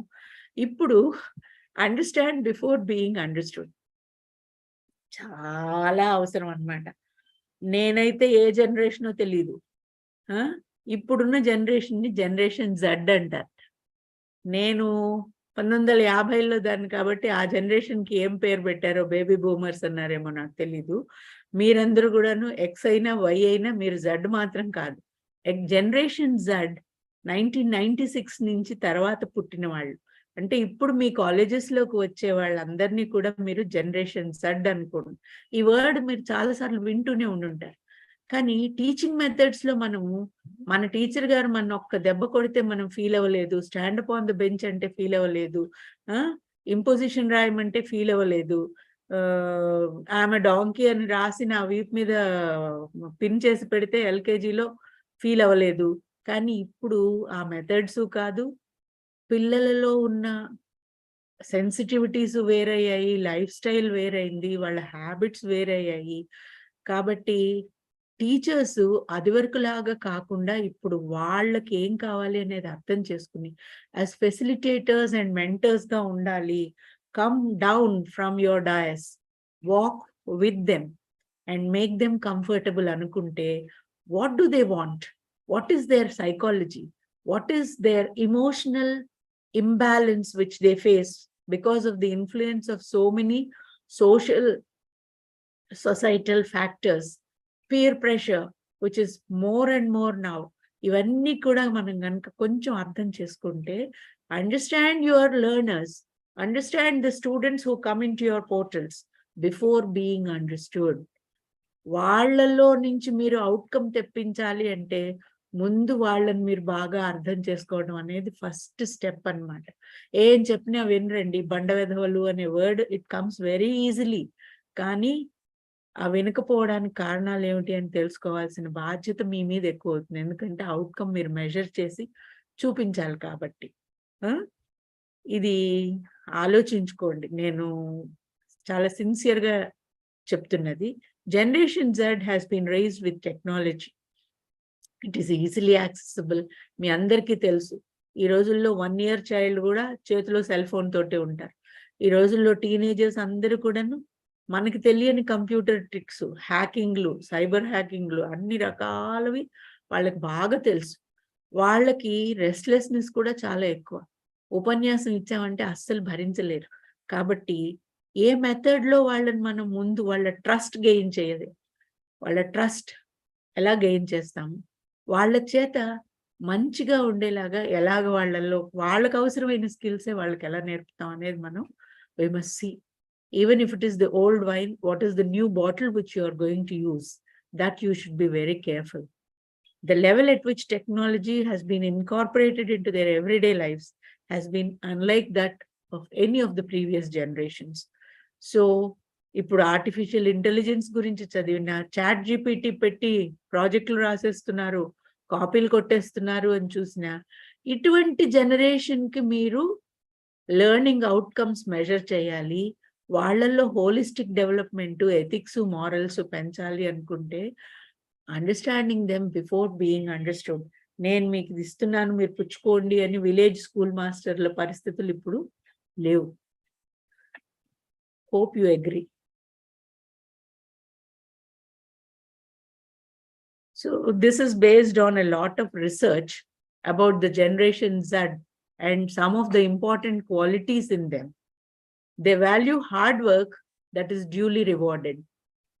International ga, what are the qualities you expect from your teacher anedi, qualities of a good teacher gurinchi UNESCO వాళ్ళు స్టూడెంట్స్ ని అడిగితే వాళ్ళందరూ కూడా చెప్పింది ఏంటంటే అన్బయాస్డ్ గా ఉండాలి టీచరు, నాలెడ్జబుల్ గా ఉండాలి, సెన్స్ ఆఫ్ హ్యూమర్ ఉండాలి, they must value hard work that is duly rewarded, not based on collector's son or minister's son. ఇది వాళ్ళు ఎక్స్పెక్ట్ చేసింది. ఇది మన కంట్రీ నుంచి ఒక్కటి కాదు, వరల్డ్ ఓవర్ స్టూడెంట్స్ నుంచి expectation, generation Z expectation. They are independent, resilient and realise they must work hard.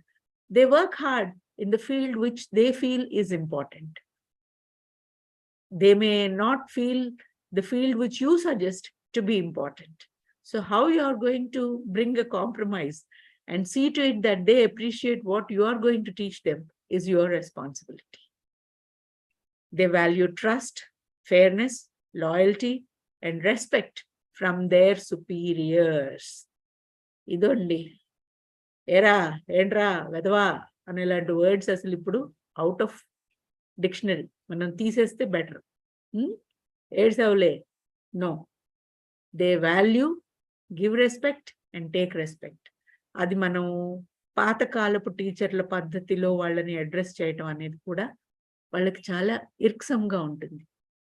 They trust ఒకటి ఉండాలి, ఫెయిర్నెస్ ఉండాలి, లాయల్టీ ఉండాలి, respect. They are ambitious, self starters and entrepreneurial. నిజానికి వాళ్ళకి అవకాశం ఇచ్చామంటే వాళ్ళకి ఎక్కువగా యూట్యూబ్లో ఏదో ఒకటి అప్లోడ్ చేయడము, ఇట్లాగ టెక్నాలజీ బేస్డ్గా ఈజీగా ఒక ప్రాజెక్ట్ ఏదైనా చేయడము, ఇటువంటివి చాలా ఇంట్రెస్ట్. కొత్త కొత్త ప్రాజెక్ట్స్ టేకప్ చేయాలన్నా కూడా ఇంట్రెస్ట్ చూపిస్తారు ఈ ఏజ్కి వచ్చిన students. They may need not necessarily be from the engineering stream. ఏ స్ట్రీమ్ అయినా సరే వాళ్ళకి technology is their asset, and how they are going to showcase that for learning these skills, that is your responsibility. They are creative and appreciate personalization. Personalization in education also is one of the tenets which NEP 2020 has highlighted. They plan for the future and are willing to learn on their own. As this population of students begin to think about entering the portals of higher education or the workforce, colleges and universities need to prepare to attract them, retain and educate the students to fill employer needs. వాళ్ళు మీ దగ్గరికి రావాలి, 4 ఏళ్ళు మీ దగ్గర ఉండి quality research, robust research చేసి బయటికి వెళ్ళి దేశానికి తమకి తమ పొటెన్షియల్ గ్రహించిన ఒక సార్థకతతోటి అన్ని రకాల ఉపయోగకరంగా ఉండాలి. ఎందుకంటే మన దేశంలో ఉన్నంత యూత్ వీళ్ళకు ఉన్నన్ని ఆపర్చునిటీస్ ప్రపంచంలోనే ఎవరికి లేవు అని తెలుసు. కాబట్టి మనం ఇప్పుడు ఈ NUP 2020 తోటి ఈ ఫ్యాక్టర్ని ఎలా మనం క్యాష్ చేసుకోవాలనుకుంటున్నామో దానికి మీ అందరూ కూడాను అవుట్కమ్ బాగుండేలాగా ఎలా మీ టీచింగ్ మారబోతోంది, ఎలా you are going to evaluate your students అనేది అవసరం. ఈ జనరేషన్ జెడ్కి అందుకని టీచింగ్ స్ట్రాటజీస్ ఎట్లా ఉన్నాయి అంటే, think digital in all assignments, assessments, and activities. This is what they appreciate. Understand your learner. Break content into short segments. Make information graphical and bite-sized. Rethink how you communicate. Be relevant. Provide individualized instruction. Think of adaptive learning methods. Use social media approaches to learning. These are some of the strategies suggested for reaching out to the Generation Z. Are you ready in this direction?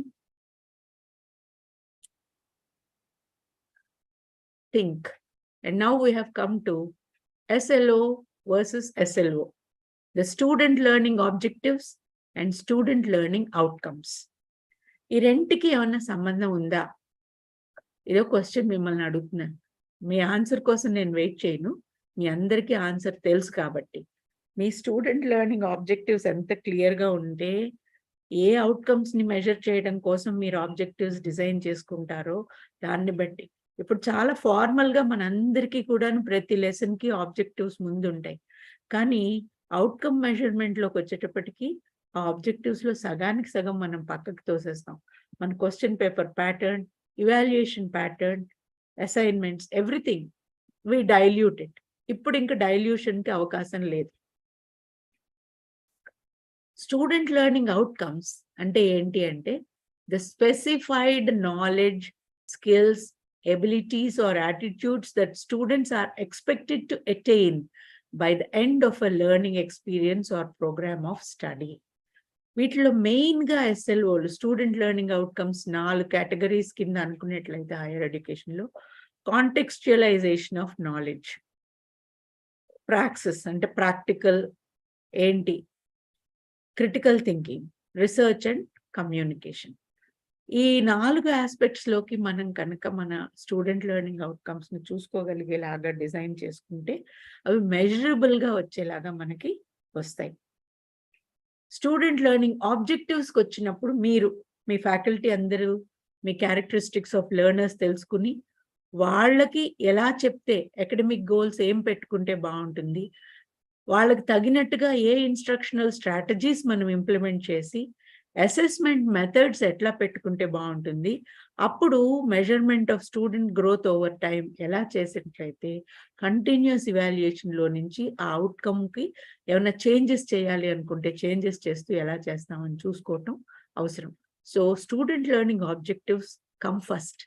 Student learning outcomes are the end result which we see in the students. So my dear faculty members and all the other learned members here, your responsibility is to see that your student learning objectives are well planned. So proper planning and execution of effective SLOs leads to better outcomes. I'm sure you agree with this. So learning outcomes ఏంటి, objectives ఏంటి, goals ఏంటి, వీటిలో తేడా ఏదైనా ఉందా? మూడింటిని మనం మామూలుగా చాలా లిబరల్ గా ఒకదాని బదులు ఒకటి వాడేస్తూ ఉంటాము, exchange one for the other, but there is a slight difference as you have already scene now. So learning goals, objectives అనేవి మీరు మీ ప్లాన్ చేసుకునేటప్పుడు they generally describe what the instructor, what the program or what the institution aims to do. Those are your learning goals and objectives. Whereas learning outcomes, they describe the observable and measurable terms, what a student is able to do as a result of completing a learning experience. ఒక certificate course చెప్పాము అంటే దాని తర్వాత వాళ్ళు computer hardware, computer fix చేయగలిగాడు, that is the outcome. ఒక English course అయితే దాని అయిపోయిన తర్వాత ఈ వొకాబులరీ వాడగలిగాడు, అందరూ వాడగలిగారా, కొంతమంది వాడగలిగారా అనేది మనం పర్సంటేజ్ తోటి రేషియో వస్తుంది. సో ప్రతి దానికి కూడాను అబ్జర్వబుల్ అండ్ మెజరబుల్ అవుట్కమ్స్ ని ఎలా మెజర్ చేస్తామో that is the learning outcome. ప్రతి దానికి వెరీ క్లియర్. సో ఇవి మనం ఎందుకు ముందుగానే రాసి పెట్టుకోవాలి అంటే లెర్నింగ్ ఎక్స్పీరియన్స్ ఎట్లా ఉండాలి అనేది మీకు ముందుగానే ఒక మీ రూట్ మ్యాప్ వేసుకున్నట్టు అనమాట. So that is called the first step in backward design. Me learning outcome ఇది కావాలి అనుకుంటే మీ ఏ స్టెప్స్ తోటి అయితే మీరు ఆ లెర్నింగ్ అవుట్కమ్ కు వెళ్తారో that is the backward design. You plan for that and that is the learning objective. So learning outcomes are used for different purposes. చాలా ఉపయోగం అనమాట. ఎందుకు తెలియాలి లెర్నింగ్ అవుట్కమ్ ఒక స్టూడెంట్ కి, what is expected of them. రే నువ్వు ఇది చదివిన తర్వాత నీకు ఇది రావాలని మేము ఈ ప్లాన్ చేస్తున్నాం. You plan appropriate teaching strategies accordingly. You use the proper materials and assessment tools. You learn from and make changes to the curriculum to improve wear ever there is a gap. You assess how the outcomes of a single course align with the larger outcomes for the entire program. So మొత్తం కూడాను this is like an orchestra. ఇందులో ఒక్క అపశృతి ఉన్న అపశృతిగానే ఉంటుంది, అందరూ కలిసి వెళ్ళే symphony అన్నమాట ఈ ప్లానింగ్ అనేది. అవుట్కమ్స్ అనుకోనియండి, ఆబ్జెక్టివ్స్ అనుకోనియండి, ఇన్స్టిట్యూషనల్ ప్లానింగ్ అనుకోనియండి, objectives of vision and mission of the institution, programme outcomes, ఇవన్నీ కూడాను ఒకదానితో ఒకటి కలిసి ఒక రైలు అన్ని చక్రాలు నడుస్తూ ముందుకెళ్ళినట్టుగా, ఒక సింఫనీలో అందరూ కలిసి వాయించినట్టుగా వయలిన్, మీ ఇన్స్టిట్యూషన్స్ కూడా అలా అన్ని కలిసి ముందుకు వెళ్ళినప్పుడే మీ అవుట్కమ్స్ బాగుంటాయి. స్టూడెంట్స్ కి ఈ కోర్స్ నువ్వు చదివినందువల్ల ఇది వస్తుంది, దీనికోసం నువ్వు ఇది చదువుతున్నావు అనేది ముందు చెప్పగలగటం అనేది చాలా ఇంపార్టెంట్ అండి. లేకపోతే వాళ్ళు ఎందుకు చదువుతున్నారో కూడా వాళ్ళకే తెలియదు. అవుట్కమ్ ఏంటి, anticipate what they will gain from an educational experience. ఇప్పుడు ఒక ఇలక్యూషన్ లో నువ్వు పార్టిసిపేట్ చేసావు అనుకున్నా, నీకు కాన్ఫిడెన్స్ వస్తుంది, నీ బాడీ లాంగ్వేజ్ ఇంప్రూవ్ అవుతుంది, నీ కమ్యూనికేషన్ స్కిల్ ఇంప్రూవ్ అవుతుంది, నీ నాలెడ్జ్ ఇంప్రూవ్ అవుతుంది, నీ ఫియర్ పోతుంది అనేవి కనుక మనం ముందుగా చెప్తే వాళ్ళకి ఓహో ఇవి రావాలంటే నేను ఇది చేయాలి అనేది కొంతైనా తెలుస్తుంది. ఎప్పుడు ఒక్కడే మాట్లాడుతూ ఉంటే వాడి పేరే మనం ఎప్పుడు అన్ని కాంపిటీషన్స్ కి పంపిస్తూ ఉండటం కాకుండా how you can encourage others. దీని గురించి నా ఎక్స్పీరియన్సెస్ ఇప్పుడు చెప్పను, మనకి టైం చాలదు. కానీ how you can motivate, track their progress and know where they stand. వాళ్ళు కూడాను నేను ఇందులో ఇంతవరకే ఉన్నాను అంటే ఇంకా ఏం చేసుకోవాలి, ఈ అవుట్కమ్ రావాలి అంటే హౌ ఐ కెన్ ఇంప్రూవ్ అనేది వాళ్ళు చూసుకోగలుగుతారు. Know in advance how they will be assessed. మూడోది, ఈ అవుట్కమ్ ని మేము ఇలా మెజర్ చేయబోతున్నాం, ఇక్కడ ప్రాక్టికల్ ఉంటుంది, ఇక్కడ ఎక్స్పెరిమెంట్ ఉంటుంది, ఇక్కడ ఇంటర్వ్యూ ఉంటుంది, ఇక్కడ వైవా ఉంటుంది, అంటే ఏం ఎక్స్పెక్ట్ చేయాలి, దానికి ఎట్లా ప్రిపేర్ అవ్వాలి అనేది కూడా వాళ్ళు తెలుసుకోగలుగుతారు. సో ఇందులోనే elements of effective learning outcomes. Effective learning outcomes రావాలి అనుకుంటే ఏం చేయాలి అంటే clearly written course level and module level outcomes. They form the foundation upon which effective courses are designed. ఎందువల్ల అంటే మీ స్టూడెంట్ లెర్నింగ్ అవుట్కమ్స్ రాయాలి అనుకుంటే they must be student centred, measurable, concise, meaningful, achievable, and outcome based, not task based. ఈ పాయింట్లన్నీ మీరు check list లోకి లాగా పెట్టుకుని మీ ఆబ్జెక్టివ్స్ రాసుకుంటే మీ స్టూడెంట్ లెర్నింగ్ అవుట్కమ్స్ దానికి మ్యాచ్ అయ్యేలాగా వచ్చే అవకాశం ఉంటుంది. సో స్టూడెంట్ సెంటర్డ్ అవుట్కమ్ లో the phrases from the perspective of the student, they are written in a language that can be easily understood by them. వాళ్ళకు అర్థమయ్యేలాగా రాయాలి మీరు, దీనివల్ల ఈ ఫలితం వస్తుంది అనేది. So here is an example of common learning outcomes, problems and solutions.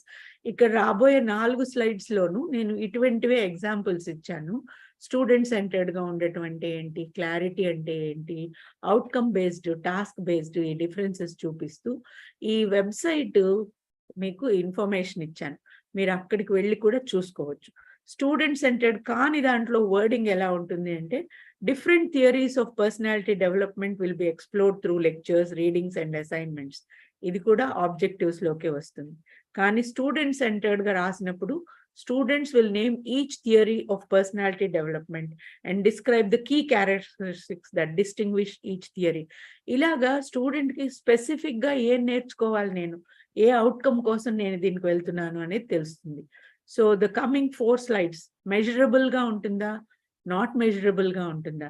Students will understand symbolism అనేది లిటరేచర్ లో వెరీ వేగ్ టర్మ్ అన్నమాట. సింబాలిజం నుంచి ఏం నేర్చుకుంటారు, ఎట్లా చెప్తారు, వాళ్ళ రైటింగ్ లో సింబాలిజం ఎలా యూస్ చేస్తారు అనేలా వస్తే అవుతుంది. So not clear, clear, not concise, very lengthy, మీరు గొప్ప అనుకోవచ్చు, కానీ స్టూడెంట్ కి అయోమయం అయ్యేలా కాకుండా కన్సైజ్ గా వాళ్ళకి అర్థం అయ్యేలాగా, స్టూడెంట్ ఫ్రెండ్లీగా ఎలా ఉండాలి మీ learning objectives, so that the outcomes would be as expected. Task based అంటే ఇన్ఫ్లెక్సిబుల్ గా ఉంటుంది అనమాట. అవుట్కమ్ బేస్డ్ అంటే రిజల్ట్ ఏంటి, నీకేం కావాలి ఫైనల్ గా అంటే ఇక్కడ చూడండి, students will be able to demonstrate on a మానిక్విన్ the 4 steps to administer CPR అని ఉంది. అక్కడ మానిక్విన్ లేకపోతే ఈ ప్రోగ్రామ్ జరగదా, జరిగి తీరాలి.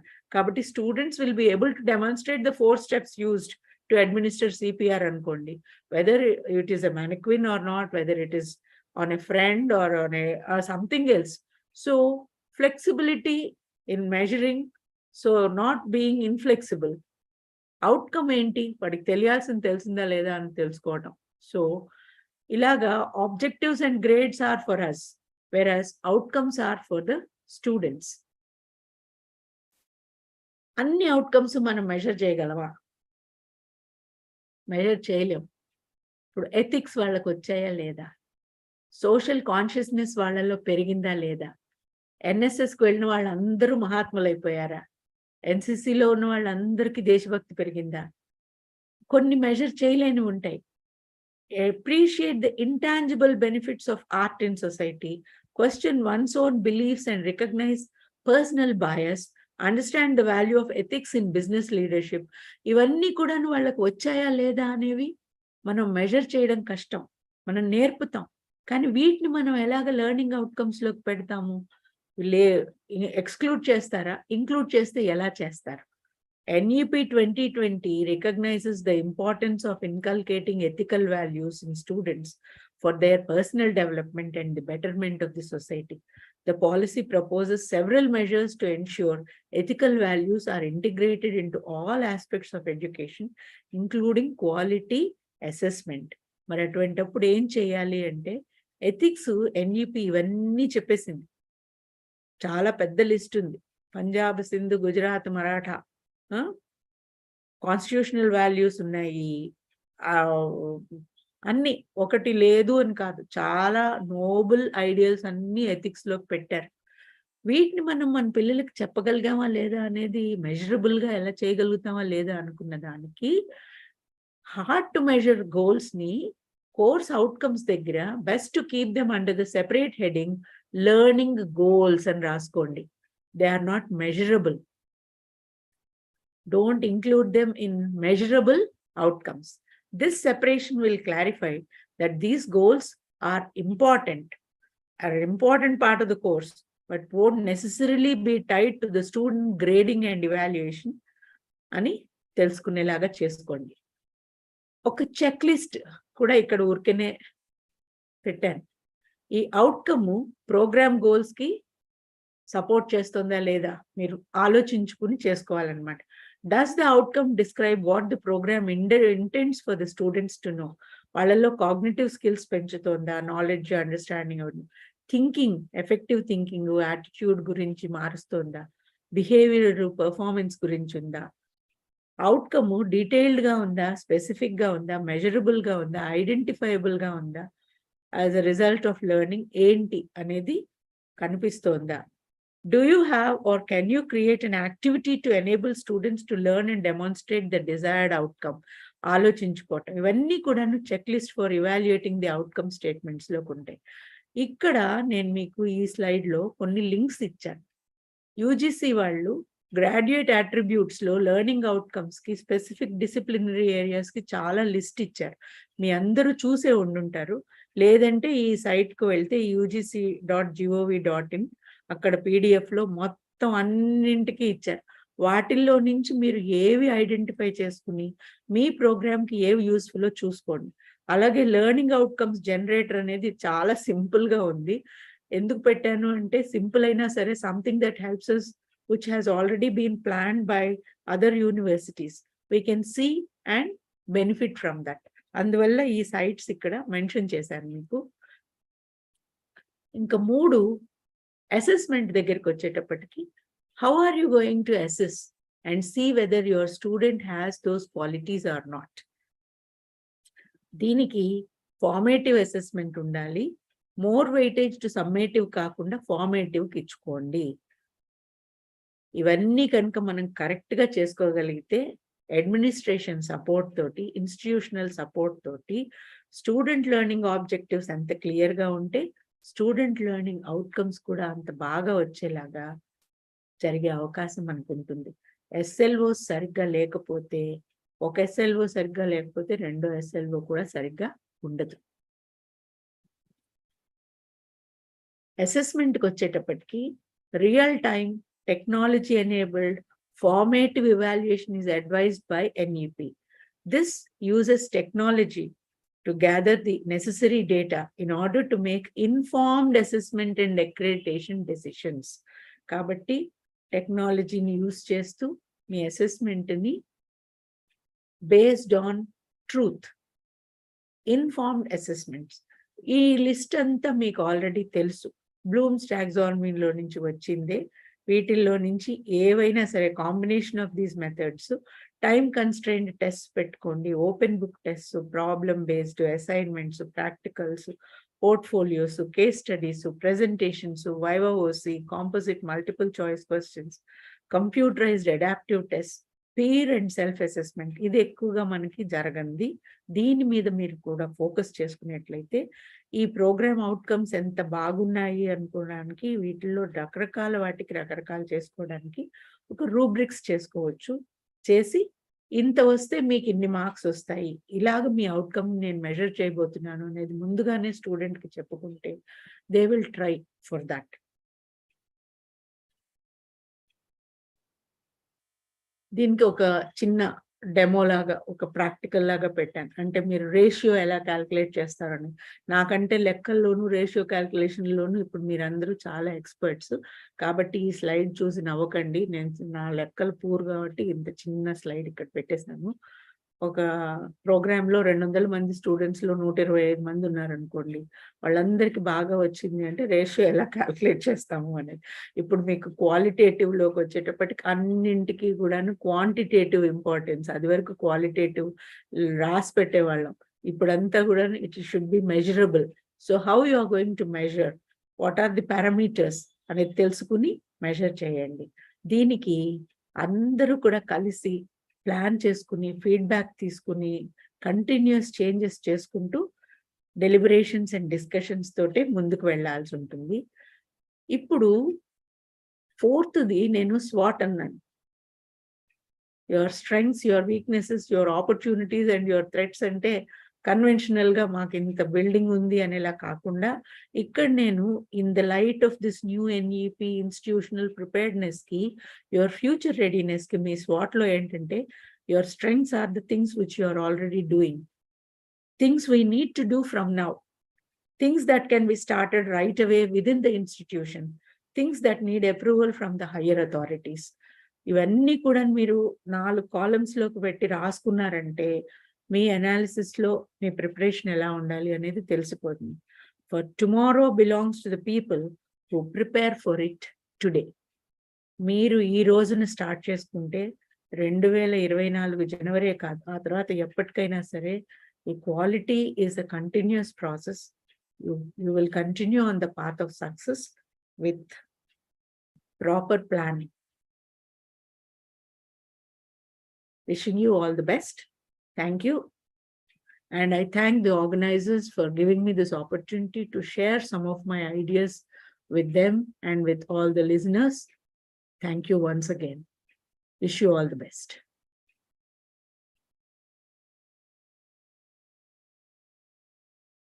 Thank you, Varalakshmi Madam. Thank you. A nice presentation. If I think, is there any questions from audience? You have given a very, very wonderful explanation, Madam, regarding you have touched each and every corner regarding NEP. Very glad to hear, Madam. Namaste. And now I request the participants to raise your hands if you have any inquiry.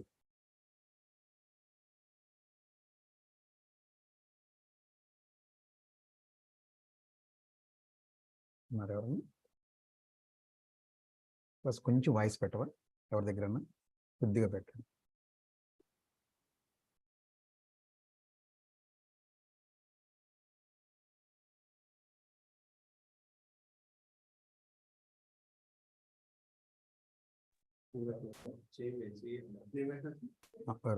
ఎవరు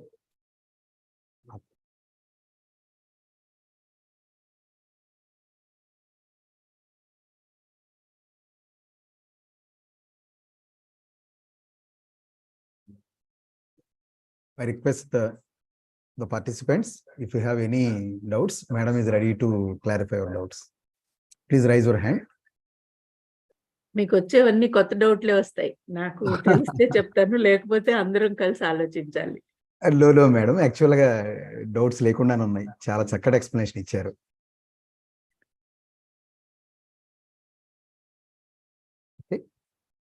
thank you madam. Thank you. Now I request doctor Venu Madhav garu to give thanks to her.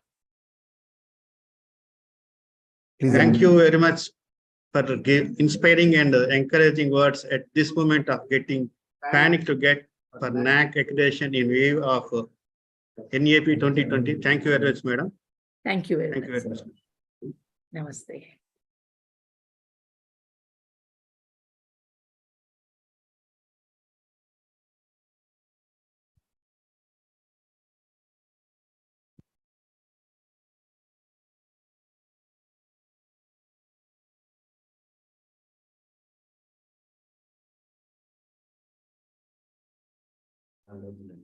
Madam, am I audible, madam?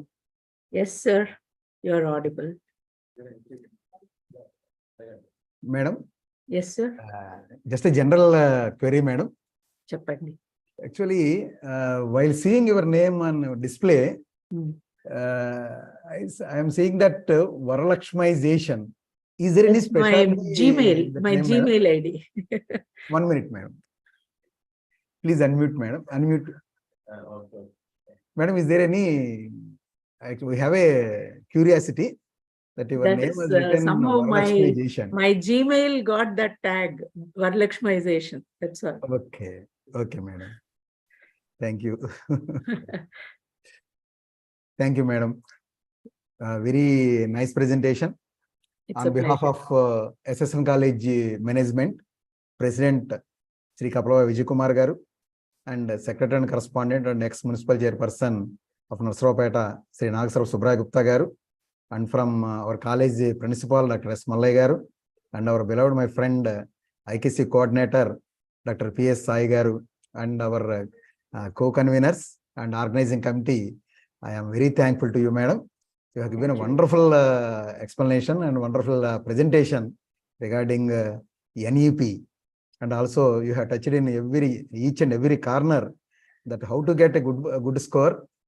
And thank you, madam. Thank you very much. Thank you, sir. Thank you. Welcome.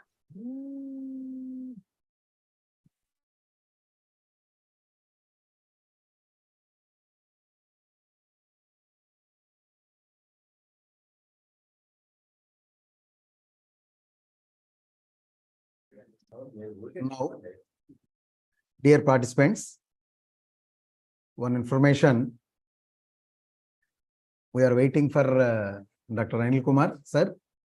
He is joining now. His session starts by 11:30. Now, dear participants, one information.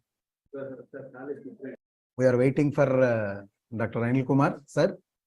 He is joining now. His session starts by 11:30.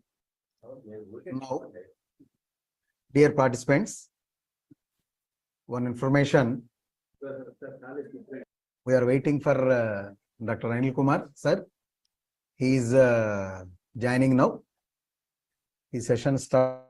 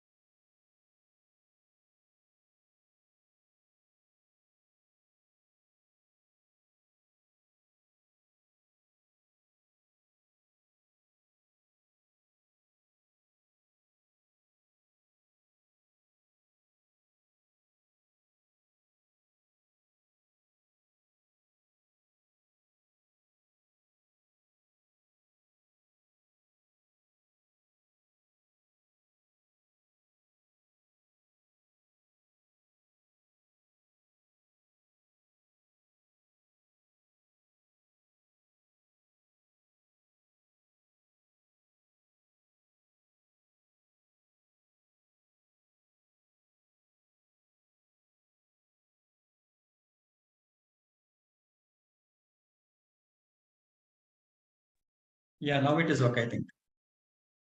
Sir, am I audible, sir? Hello, am I audible? Volume. Sir, am I audible?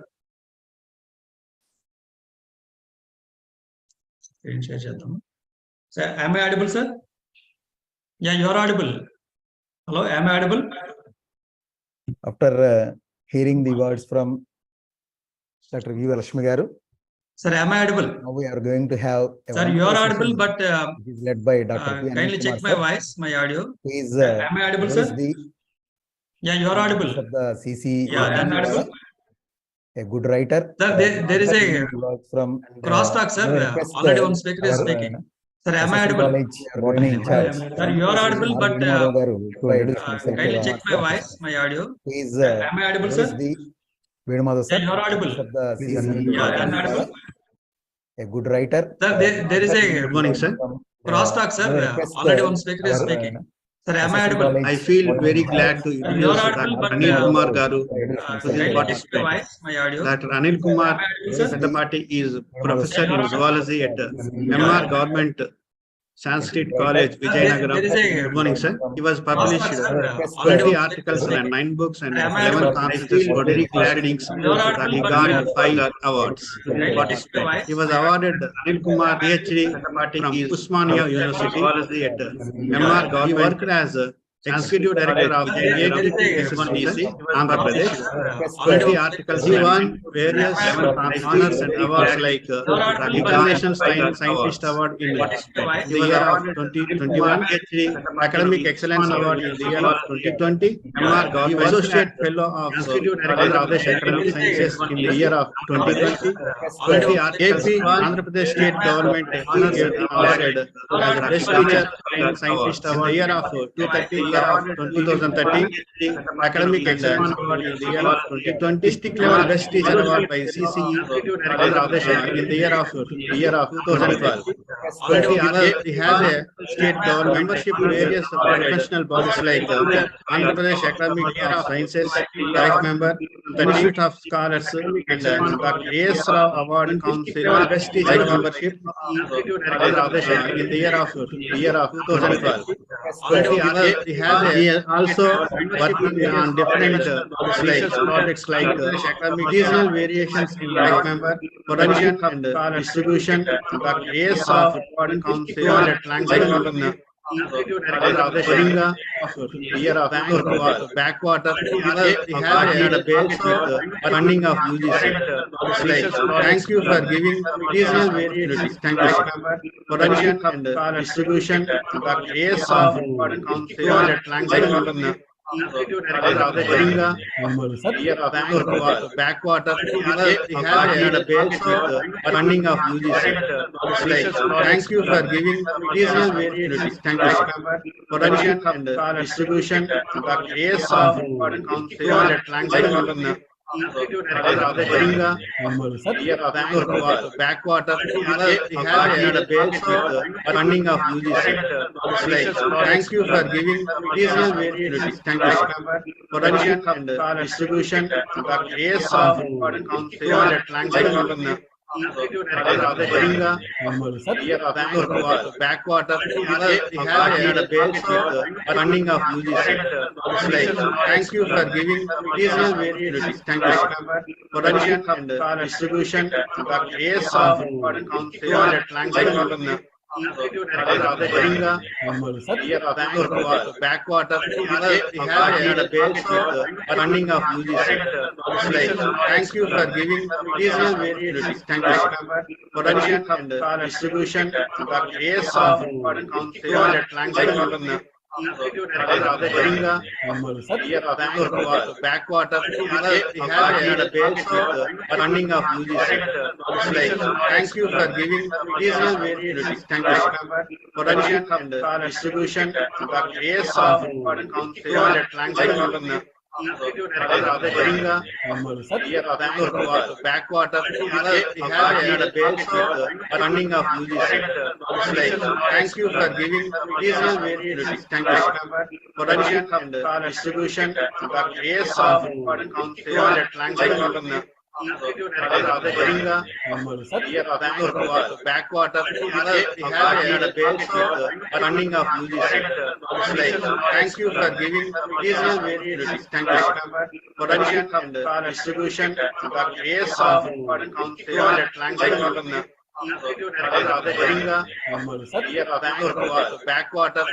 He has a base of funding of UGC.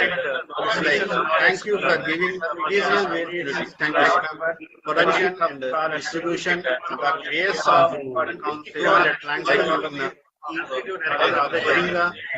year of backwater. He has a base of funding of UGC. Thank you for giving regional variations. Thank you. Production and distribution. Dr. A.S. Award Council at Langston, Odinga, year of backwater. He has a base of funding of UGC. Thank you for giving regional variations. Thank you. Production and distribution. Dr. A.S. Award Council at Langston, Odinga, year of backwater. He has a base of funding of UGC. Thank you for giving regional variations. Thank you. Production and distribution. Dr. A.S. Award Council at Langston, Odinga, year of backwater. He has a base of funding of UGC. Thank you for giving regional variations. Thank you. Production and distribution. Dr. A.S. Award Council at Langston, Odinga, year of backwater. He has a base of funding of UGC. Thank you for giving regional variations. Thank you. Production and distribution. Dr. A.S. Award Council at Langston, Koringa, Bangalore was backwater. We have a base running of UGC. Thank you for giving this very production and distribution base of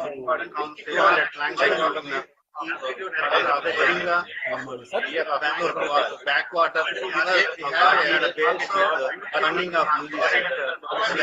Thank you for giving this very production and distribution base of Koringa, Bangalore was backwater. We have a base running of UGC. Thank you for giving this very production and distribution base of Koringa, Bangalore was backwater. We have a base running of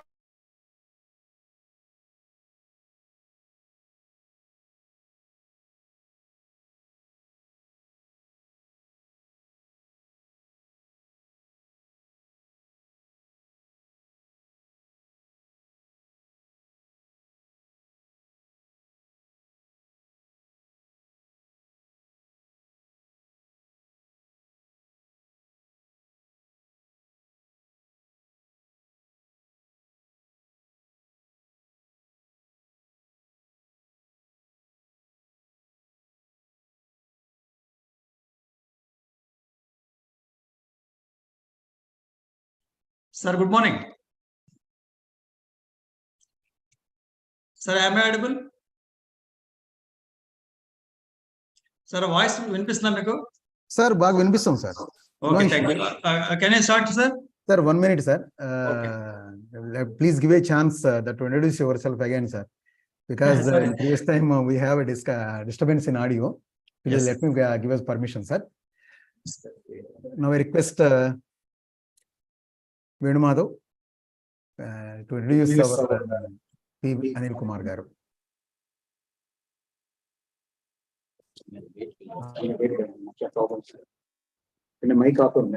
Good morning, sir. Good morning. May I audible, sir? You are audible, sir. I feel very glad to introduce Dr. Anil Kumar Garu to the participant. Dr. Anil Kumar Peddapati is professor in zoology at the MR Government Sanskrit College, Vizianagaram. He has published 20 articles, 9 books, and 11 conference proceedings, and he got 5 awards. He was awarded a PhD degree from Osmania University. He worked as the executive director of APSSDC, Andhra Pradesh. He won various honors and awards like International Scientist Award in the year of 2021 and Academic Excellence Award in the year of 2020, Associate Fellow of Andhra Pradesh Academic Sciences in the year of 2020, AP State Best Teacher Award for the year of 2013, District Level Best Teacher Award by CCE Andhra Pradesh 2012. He has membership various profession bodies like Andhra Pradesh Academy of Sciences Life Membership, Institute of Scholars, and Dr. A.S. Rao Award Council Life Membership.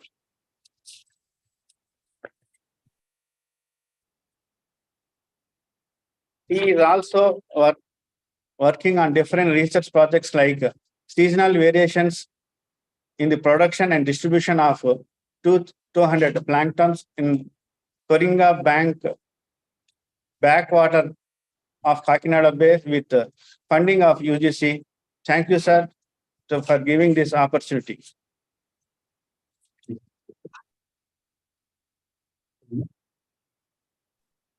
Thank you, sir. Can I start now? Thank you, Venu Madhav, sir. Now I request Dr. P. Anil Kumar Garu to give his talk, sir. Thank you, sir. Thanks for giving this opportunity and thanks for nice introduction. As per my title of this today's presentation, that is NAAC Assessment and Preparedness in the Context of NEP 2020. So you all know that the assessment of by NAAC is a dynamic process. Every year it is changing. There are so many new initiatives are coming up. So in this context, immediately after this introduction of NEP, New Education Policy 2020, they wanted to incorporate this also. So now it is a part and parcel of assessment, because almost recently you all know that Honorable Prime Minister, they have celebrated the 3 years completion of this NEP 2020. And Andhra Pradesh is one of the foremost state that has implemented all the initiatives and all the programs which are documented in NEP 2020 under our dynamic Honorable CM. And the APSHE as well as the quality education also prepared for this implementation, and strategically we are going forward. In this context, I would like to develop on some of the initiatives. Those the programs or initiatives can be incorporated under the NAAC assessment. So, as you all know that NAAC is nothing but a quality management in campuses or in any institution, particularly higher education institutions. So the theme and motto of this quality management in campuses is one should be very smart or be smart.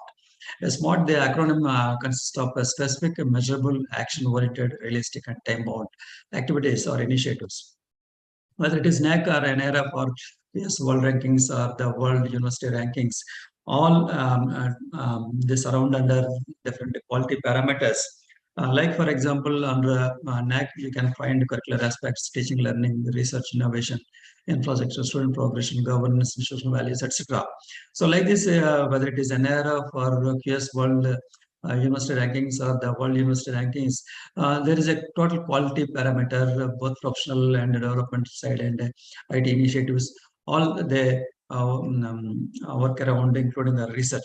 So this is the basic structure of any assessment or any quality initiatives, or whether it is a ranking or assessment as well. So with this in view, we can move forward. The very essence of this NAAC, all you know that the very motto of this NAAC is to make quality the defining element of higher education in India through a combination of self and external quality evaluation and promotion and sustenance of initiatives. So it is a self quality evaluation is very important. That's why we have to strengthen our internal quality assurance cells, as well as we have to prepare the AQRs very periodically, very regularly, incorporating all the new initiatives. So it is one of the recommendations, and this is recommended in 2021-22, where the new initiatives which are incorporated in the New Education Policy 2020 must be implemented, because it is already three years left. Now we are in a position to maximize this under this documentation. So you all know that the mission and the value framework of the NAAC, so I need not want to read anymore. So here I want to say that it must be a self as well as external evaluation. Many agencies, the popular agencies, NAAC, so it is assessing our institution upon our invitation only for every 5 years of period. So in between, anyway, your IPSSL is also evaluating, and even your AQR still speaks about volumes, and your academic card also one of the internal evaluation system. So if this process goes on, you have to find different pillars. For example, the higher education institutions stands upon the 4 pillars. The 4 pillars are the access, equity, excellence, and the quality promotion, enrichment, and empowerment. So this includes the goals and core values of Indian education, higher education, and also it includes the institutional vision, mission, and goals, including the core values. So if there is a strongest internal quality assurance system, then you can systematize and internalize the quality assurance, and ultimately you can go for accreditation in a very seamless way. This is called as quality assurance 4E model, proposed by a very famous educationist. And of course, the assessment also, the structured on these pillars. And there are basically different key stages. The key stages include the 3 areas. One is quality promotion, second one is quality enhancement, and third one is quality evaluation. So these 3 stages can ensure the quality. So under quality promotion, you have to partner approach, encourage the quality assurance through a combination of self-assessment. This is very important and foremost assessment system because it is a continuous and everyday process. And also an external assessment and capacity building and quality culture. You have to create a quality culture in your institution as well. So the second key stage is quality enhancement. So with this, your internal quality assurance cells, that is accuracy and accountability and improvement, that can lead to a better preparation of AQRs under your quality circles. So finally, the quality evaluation, that is assessment and accreditation. These are different stages which are considered as key stages. So under new education policy, there are some of the trends. These trends are called as Education 4.0. This is some of the trends include anytime and anywhere, that is your SWAYAM and online MOOCs courses, and students' participation in curriculum design, your personalized learning, that is very important nowadays because it is a participatory method of learning. And BYOD is also promoting by NAAC. This is also promoted by NEP, that is you have to encourage the students to bring their own devices, whether it is mobile or laptop or palm top, etc. So because the content can be loaded and online content can be accessed. And also most of the time there must be a project-based learning because the internships and apprenticeships are now the order of the day, and hands-on learning, data interpretation and logic, particularly for these arts and commerce background people, and evaluation for application knowledge, and independent learning, and teachers as facilitators, because it is a participatory and student-centric approach. So a teacher always must be a facilitator, not a rote model. So these are some of the new trends under new education policy, and it is also called as Education 4.0. And these are some of the parameters that are incorporated in the new education policy. And hence, your institution must be prepared, because earlier, when it is introduced in 2021, it is called as a preparedness. But now, the NAAC is supposed that you have to implement under this NEP. These are some of the multidisciplinary and interdisciplinary approaches, and academic bank of grades, skill development, Indian knowledge system, outcome-based education, and distance education, and online education. These are some of the parameters that are very pertinent for implementation, whichever the higher education institutions, whenever they are going for this assessment. So please see that these must be incorporated from your AQR as well as SSR also. So I would like to dwell upon some of the parameters generally, and on ABC in detail, because it is now the very important component. So coming to this multidisciplinary and interdisciplinary approach, yes, our state is the #1 state that is going to be implemented from this academic year. You all know that we are implementing the single measures from this academic year 2023 and 24. So already curriculum is designed, syllabus is designed, and they are almost all colleges, they have going to implement from this academic year and from this semester onwards. So here what the expert is, you have to delineate the vision plan of institution to transform itself into a holistic and multidisciplinary institution. That is very must. And you have to write these are all qualitative metrics. The qualitative metrics, you have to write this documentation, you have to write and document in a very lucid and almost 500 words a paragraph you have to write. So how you can visualize this plan for this institution? I think most of the colleges, they are simply introducing this multidisciplinary and interdisciplinary approach under the single measure system. But you have to visualize that for every college has to have a vision and plan of the institution, that is IDP also have to prepare, you have to document it, and delineate the institutional approach towards the integration of humanities and science with STEM. There is nothing but interdisciplinary or multidisciplinary. So for example, if you are introducing economics main is also a humanities or arts subject. You have to also integrate a science subject, which is called a multidisciplinary and interdisciplinary. That is, it can be a science, it can be mathematics, it can be any other science related, that is called a STEM. Whether does the institution offer flexible and innovative curricula that includes credit-based courses and projects in the areas of community engagement and surveys, environment education, value-based towards the attainment of a holistic and multidisciplinary education. So you have to explain very lucid manner. Yeah, we are implementing everything, whether it is a community service project, whether it is short-term internship, whether it is semester internships. You are combining and you're clubbing everything into hands-on practice, and you are sending your students to internships, you are sending your students to apprenticeships. This you have to integrate everything and you have to document in a beautiful way. So this is one approach pertaining to the multidisciplinary implementation of this under NEP 2020. And what is the institutional plan for offering a multidisciplinary flexible curriculum that enables multiple entry and exits? This is very, very important under this new education policy.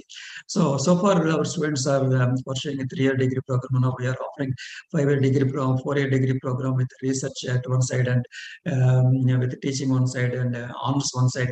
So you have to differentiate in your colleges what are the honors degrees, what are the 3 degree, whether you are allowing the students to exit, whether after completion of certificate, after completion of diploma, after completion of degree, and he is allowing to pursue his research, or whether you are allowing to pursue his honors also. So in a structured way, as documented under NEP 2020, you have to document for this also. So with some examples also, you need to live examples also, you need to document it for explanation. And what are the institutional plans to engage in more disciplinary research endeavors to find the solution to society's most pressing issues and challenges? This is also very, very important area. So you have to go for, you have to prepare the students to take up the challenges while implementing these courses. And also describe any good practice of the institution to promote a multidisciplinary interdisciplinary approach in view of this NEP 2020. Yeah, there are good practices or best practices. Each institution can be very different because it is a choice-based system, and you can be very beautifully, you can explain your good practice or your best practice as well on this multidisciplinary and interdisciplinary approach.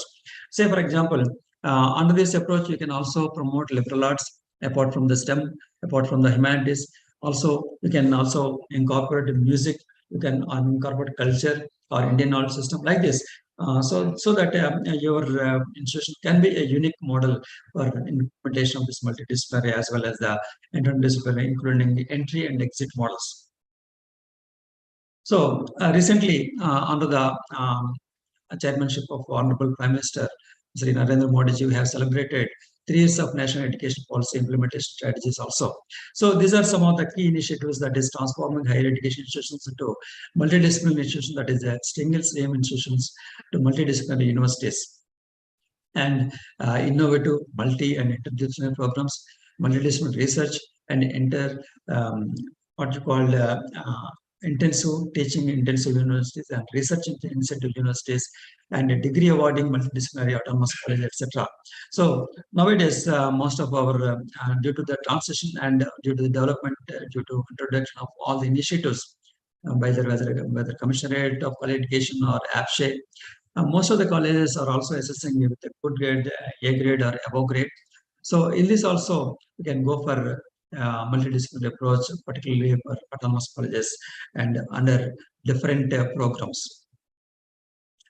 Coming to the very important component, that is academic backup grades. Most of our institutions across AP, we are lagging behind this because maybe some of the autonomous colleges, they are now under this ABC, and non-autonomous colleges, most of the non-autonomous colleges not under gone for ABC. It is very important as per NEP because to introduce these online courses or MOOCs courses, we have to compulsorily go for ABC or academic backup grades. And under this blended type of learning, that is 60% offline mode and 40% online mode also, it is a mandatory, but many of institutions across AP are not yet to take up this. Of course, many autonomous colleges now, they are under ABC. So under this ABC, you have to describe the initiatives taken by the institution to fulfill the requirement of academic backup grades proposed in NEP 2020. Okay, I would like to give a hands-on experience also after this completion of this presentation. Whether the institution has registered under the ABC to permit its learners to avail the benefit of multiple entries and exit during the chosen program. Yes, because you have to, suppose it is a autonomous college, and you have to organize one special board of studies also for this blended type of learning, what you want to offer for 60% of the offline courses and what your institution has to offer for the 40% of the online courses, and it can be called as a blended learning. And describe the efforts of the institution for seamless collaboration, internalization of education, joint degrees between Indian and foreign institutions, and to enable credit transfer. Nowadays, India is also having a bigger plan of attracting foreign students also under Study India project. So many autonomous colleges can also embark on this and also go for your foreign education also with collaboration of foreign institutions to have online courses at least for seamless credits accumulation and your interest, your transfer of the credit also you need to have a ABC. So, under this ABC, how faculties are encouraged to design their own curricula, particularly it is possible for the autonomous college. And as I said, you can have a special ways to design your courses. And luckily, we have very good number of faculty and master trainers. They can, they're well versed in creating videos, LMS, and content development, content generators up there. Particularly the subject matter experts are also available across AP, particularly from government degree college and aided college. Every college can use their potential resources, and you can also under NRCs and Consortium of Autonomous College also you can pair this content also.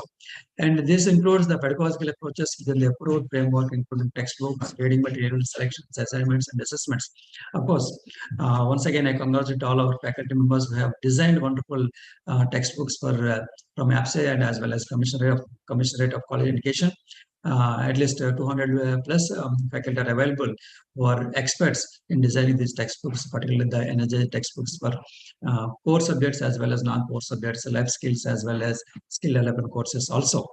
And you need to describe any good practice of the institution pertaining to implementation of academic bank of credits in the institution in view of NEP 2020. You also document this best practice and you also to upload in this PLM also. This is a brief about bank of credits. I will also explain the practical model of the ABC in my following slides. And another important is initiative under this NEP 2020 for this NAAC purpose is skill development. Yeah, I think most of you have known that AP is the #1 state while implementing this skill development programs. And not only that, we are #1 in internships implementation.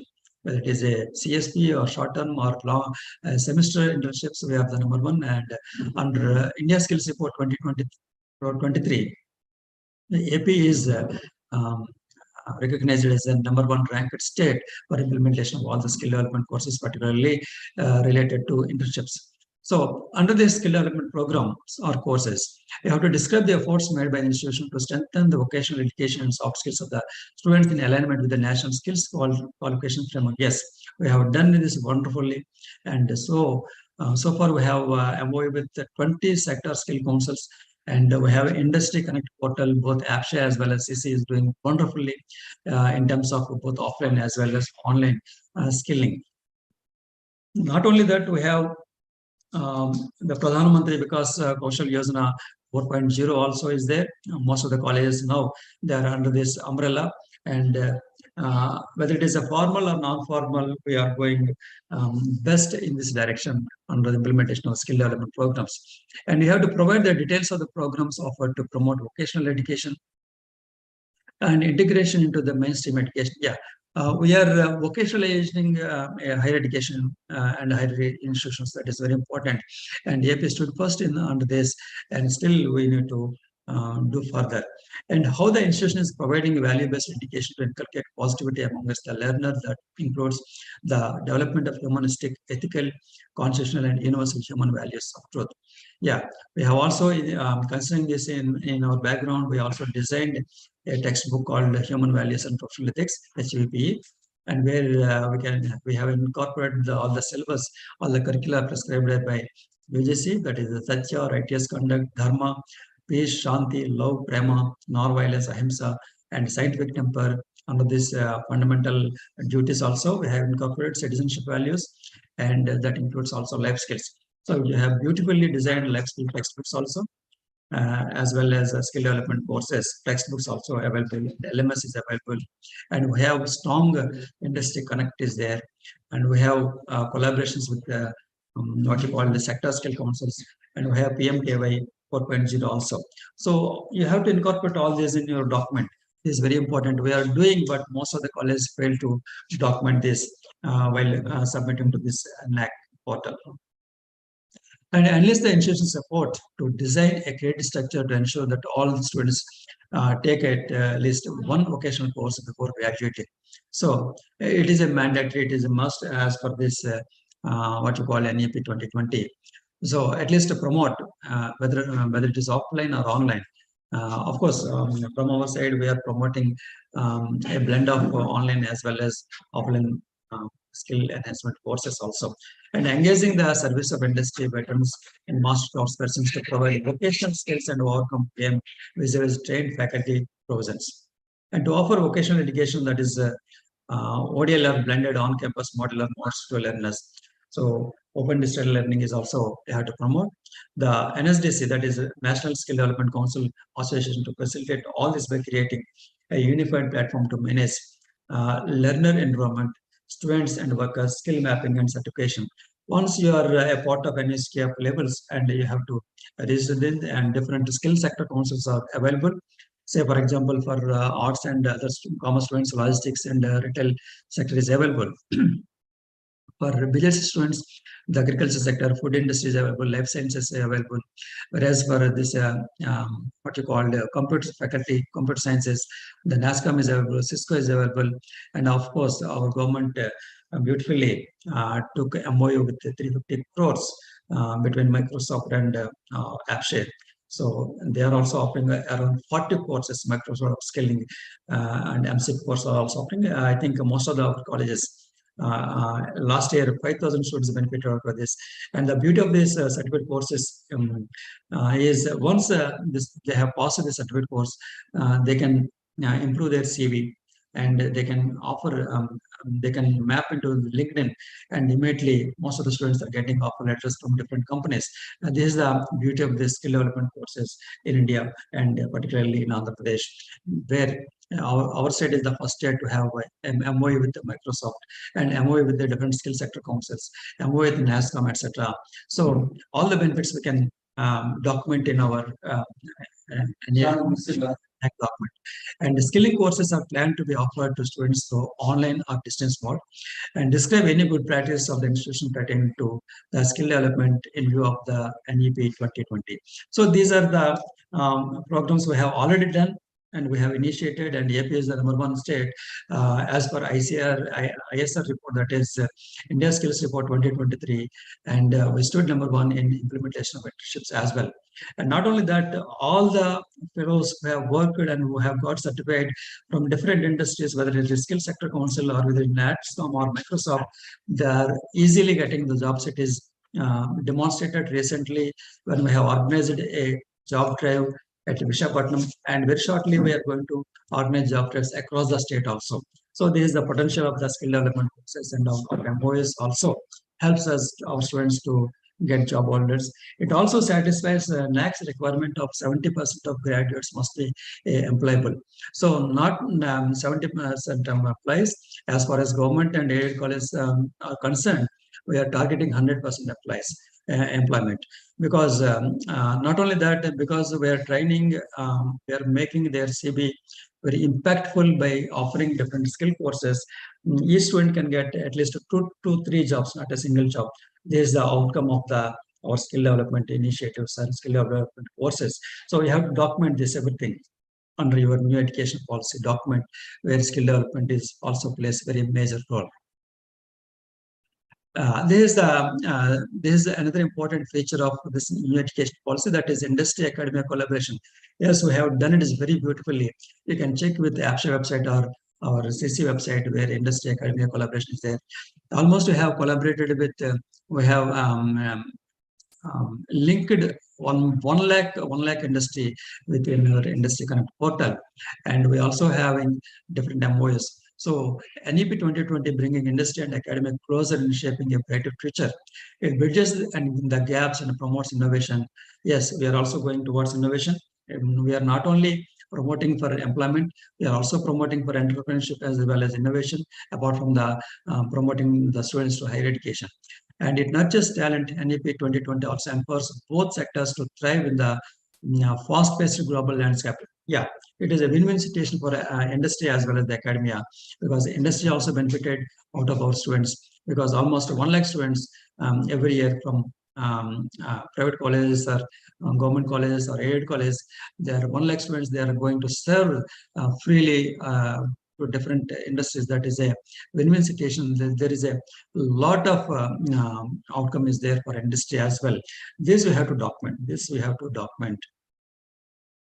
And the internships are whether it is apprenticeship under Apprenticeship Act, they results in gainful employment.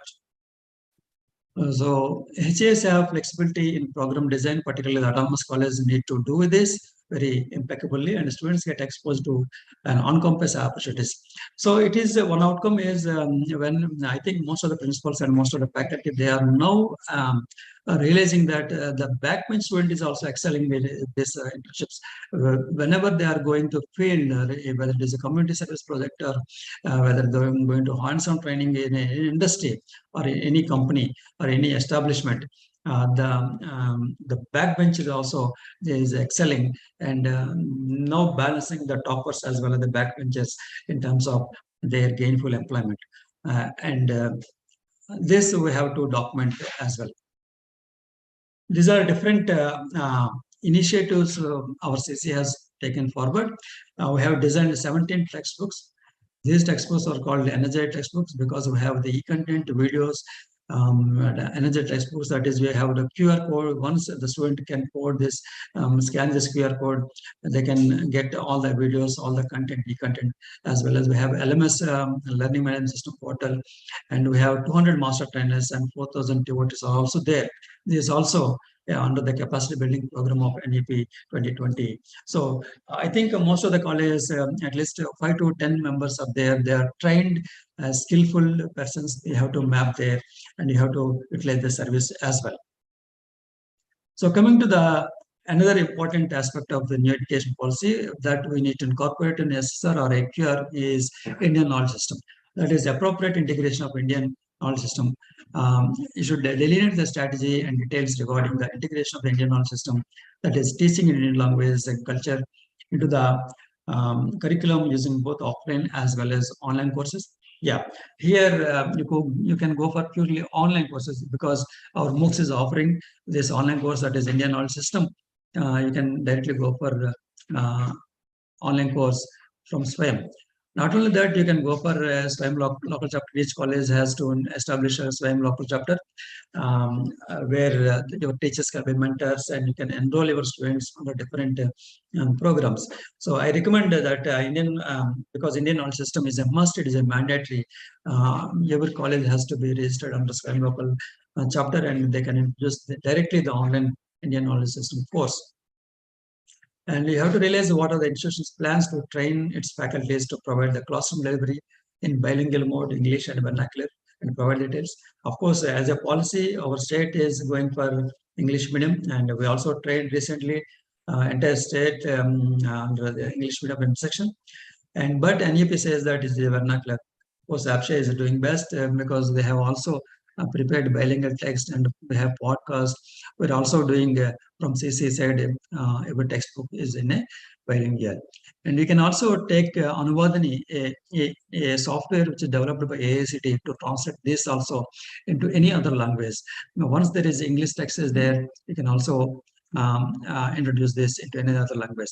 Not only that, you can also take the support of artificial intelligence for creating wonderful LMS also, and provide the details of the degree course taught in Indian language and bilingually in institution. Yes, it is already done. by Akshay and CCE, you can simply go for the documentation.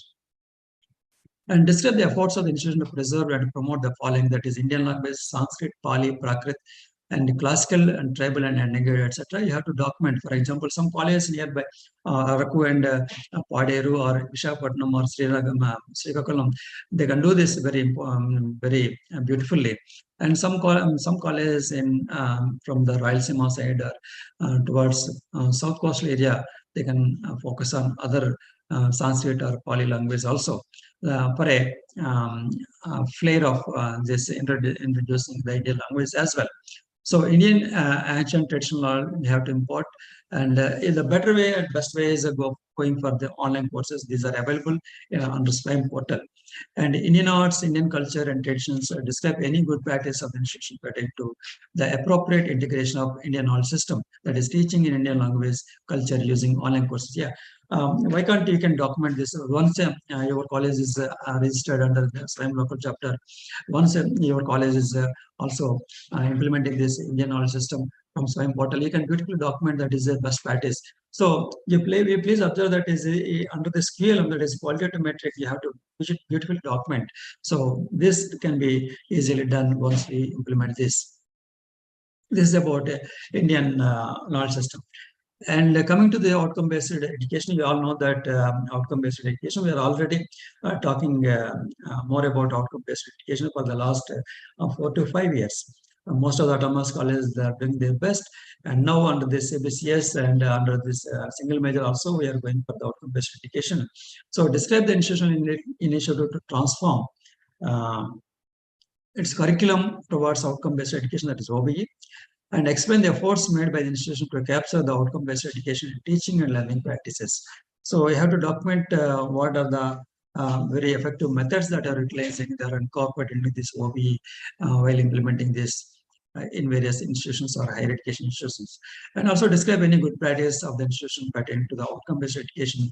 Yeah, these are already prepared in every college, and you have to document this, how your institution specifically uniquely they are implementing the OBE. And particularly this online education or distinct ODL, that is open distance learning. Every institution has to organize a special session, or if it is autonomous college, you can take it from your board of studies as well. And describe about the development and use of technological tools for teaching learning activities, provide the details about this institutional efforts towards the blended learning. Yes, all our faculty from AP, they are tech savvy, and they have trained in different ICT tools, uses of ICT tools, and they have developed LMS. And in each of the faculty, they have separate YouTubes as well as podcasts as well. So you have to integrate into your institution so that you can beautifully document this. So describe any good practice of the institution pertaining to distance education, online education in your country. So you also work out on this. And I think most of the institutions are also implementing. You need to document and submit this. Yeah, these are some of the initiatives you need to incorporate under new education policy while submitting the AQR as well, and also your SSR. So because the implementation, when it is coming to online courses or blended learning, the UGC is saying from 2016 onwards, but most of the colleges not yet started this and are not enabled to their students. So now it is high time, because we recently celebrated 3 years of implementation in NEP. It is high time, or all institutions has to be implement this. So coming to this bank of credits, I would like to show some of the screenshots from this portal as well. That is, if you type this www.abc.gov.in, the portal appears like this. That is Academic Bank of Credits, the enabling students mobility across higher education institutions. This is a very wonderful and a seamless transfer of credits is there. So before this, going to academic mobility, I request all the colleges, please ensure that every student has his own DigiLocker, because unless there is a DigiLocker, the ABC ID cannot be created. So I am DigiLocker, it requires only a mobile number, his Aadhaar ID. Everybody can create his DigiLocker. It has a lot many benefits. Not only academic, you can store the academic certificates. You can also store other cards, driving license, etc. Also, so it is very useful. And it is once your certificates are linked or stored in this can be called as a very genuine or authorized documents. You can directly share this document from your DigiLocker. It can be considered as a genuine and very official. So what is the sequence of this? Create a bank for students. It is like a bank. It works like a bank where you also, in bank, you create your amount, you try your amount with withdraw and you deposit. Like this, you have to deposit. The students can deposit their credits. The students can withdraw. The students can transfer. The students can accumulate these credits. So far, this is the life status. So far, 1.24 crores students have ABC IDs created, and 1,446 universities or institutions have registered under ABC. And this is the status you can view because it is dynamic. It can be changed. You can maybe these are more today live portal. So this is the simple steps for creation of ABC ID. So you go for ABC www.abc.gov.in site, and where you can my account appears there. You can create your account by registering this. So what is called is you have to log in DigiLocker. Students with DigiLocker account can create ABC ID, that is Academic Bank of Credits ID. The search for education, the students can search for different programs online and select a program, and he can complete the program. There is option on the SWAYAM program whether this credit can be accumulated or credited. You have to select that, and of course before that your institution also get registered on this and create ABC ID. From selecting your university. Now all the universities are under this ABC umbrella. Say for example, Guntur, they can select Nagarjuna University as their university. The affiliating college in and around Charnagar University, or the affiliating college in and around Andhra University, or affiliating college in and around any other university in India, they can choose their university and the affiliating university as their institution and accumulate credits. Once the student took the examination, then the credits will be automatically accumulated in their DigiLocker and ABC ID account. So how it works, please check it. Once institution gets registered into this ABC, each of the student will get ABC ID, and to his ABC ID or this Academic Bank of Credits ID, the credits when he passed the online course, the credits will be deposited from one institution. It can be institution, or it can be online, offline, etc. And the transfer of credits will be enabled through this ABC. And also, the students can also redeem the credits until 7 years. 7 years lapse time is there. So this is a structural or transformational change in the accumulation. It has a great paradigm shift for this accumulation of credits, because a student can earn credits from any other institution. Whatever course he likes, whatever program he likes, he can earn, so that his CV can be elevated, his job opportunities or employable opportunities can be very high. So you can promote all the students, and the meritorious students can go for more credits based on their choice of or interest, or the choice their vocation of career program also. So these are different ABC key features. That is online. This is an online central system, and credit accumulation and redemption is there, and credit audit trail management is there, credit accounting is there, and benefits includes. It enables student mobility, and there is academic flexibility. It allows student to choose his or her own learning path. Yes, he can go. A commerce student can learn physics. A physics student can learn language or humanities, or engineering also he can pursue. This is the beauty of this ABC. And these are all recognized learning achievements. And the key features include the multiple entry and multiple exit. Yeah, it's a very beautiful NEP program. He can enter any level and he can exit at the time of his completion of course as well if he likes, or he can pursue further. And anytime, anywhere learning. It is called as anytime, anywhere learning. That is popularly called in books. And allow students to study at their own pace, and there is a absolute transparency there. These are some of the key features of this ABC.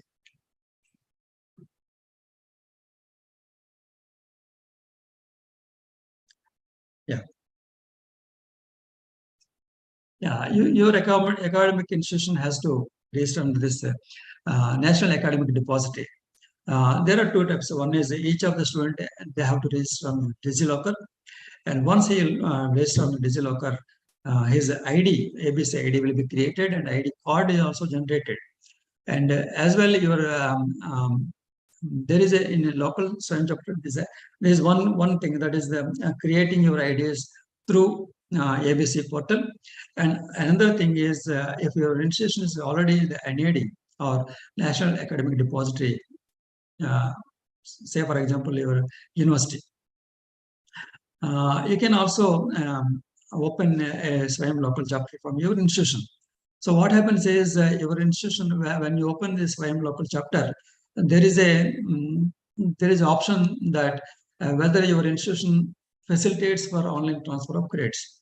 You have to tick that and you have to get it signed from your register or affiliating university register, and you have to submit that. Then your institution automatically comes under credit transfer system, and automatically the credits from one institution to another institution or one online course to your student ID, automatically they can be transferred. This is the beauty of this NAD or ABC ID. So now under this Academic Bank of Credits has been established on the lines of National Academic Depository, that is NAD, in the sense that NAD, National Academic Depository, is the backbone of ABC, where the students' academic data are held and academic awards are stored. And the storehouse of academic awards, it is called NAD.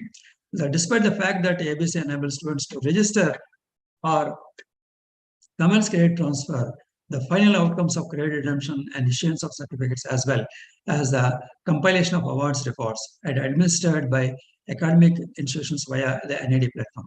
Hence, being the owner of academic awards, academic institutions must mandatorily register under ABC via NAD.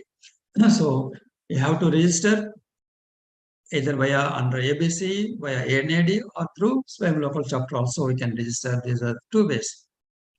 So this all I took from the screenshot. So Academic Bank of Credits is academic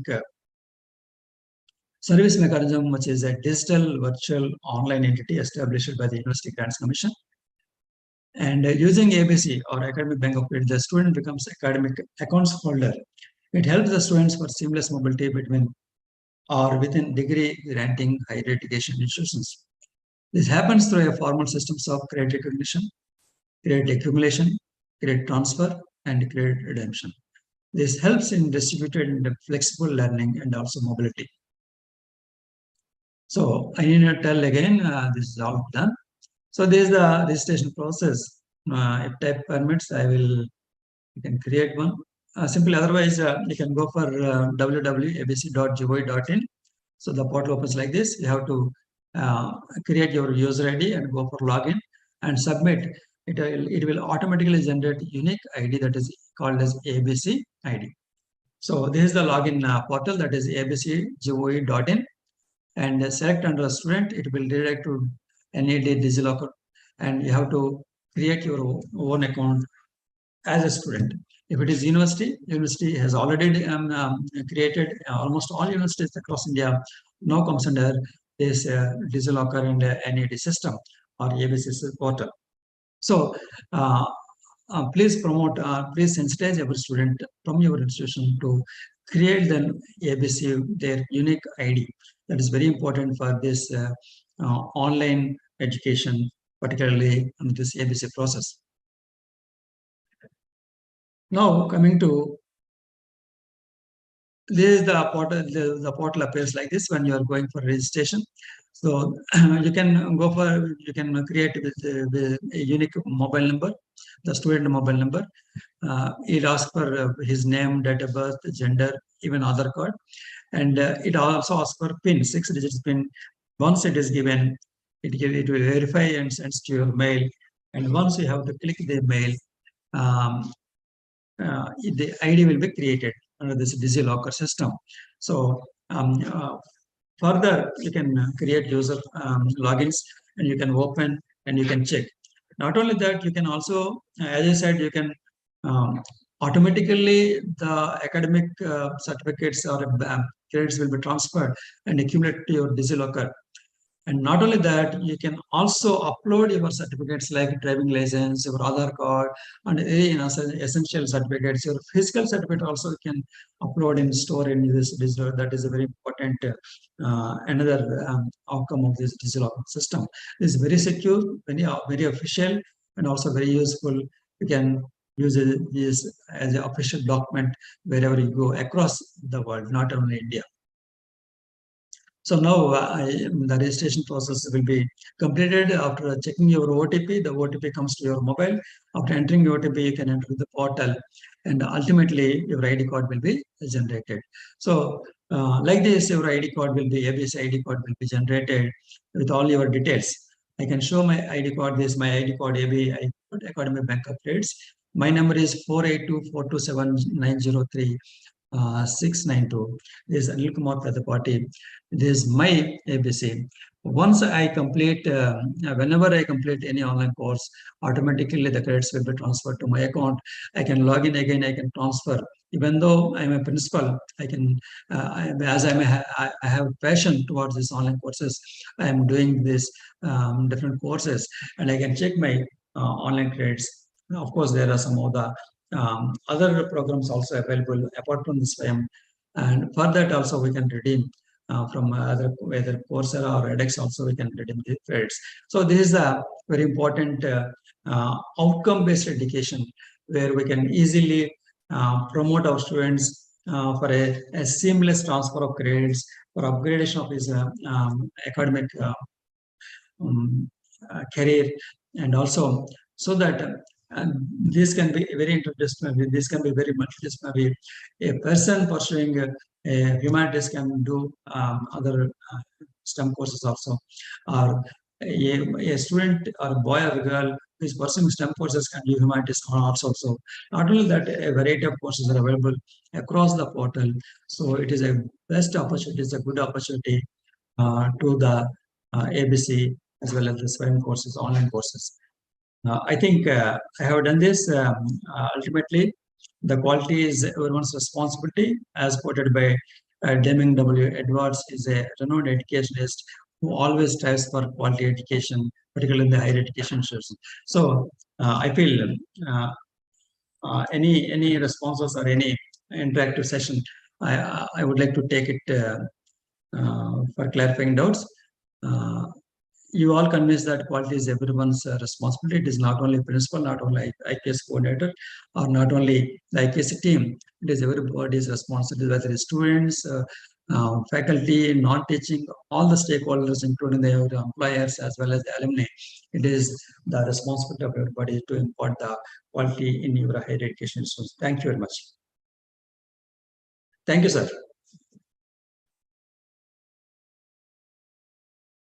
Thank you, Dr. Anil Garu.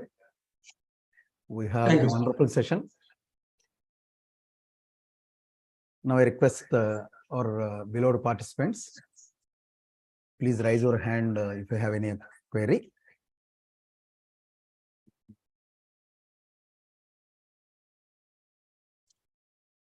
Respected participants, anybody have query, you may raise your hand.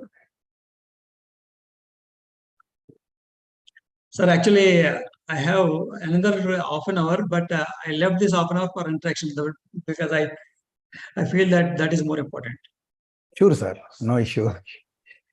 Sir, with a busy schedule also, you accept our invitation to act as a resource person, sir. Thank you, sir. Thank you. We are very thankful to you. If anybody has any doubts. And now I request Sri R. Venumadhav garu to give thanks to our beloved sir, Anil Kumar garu.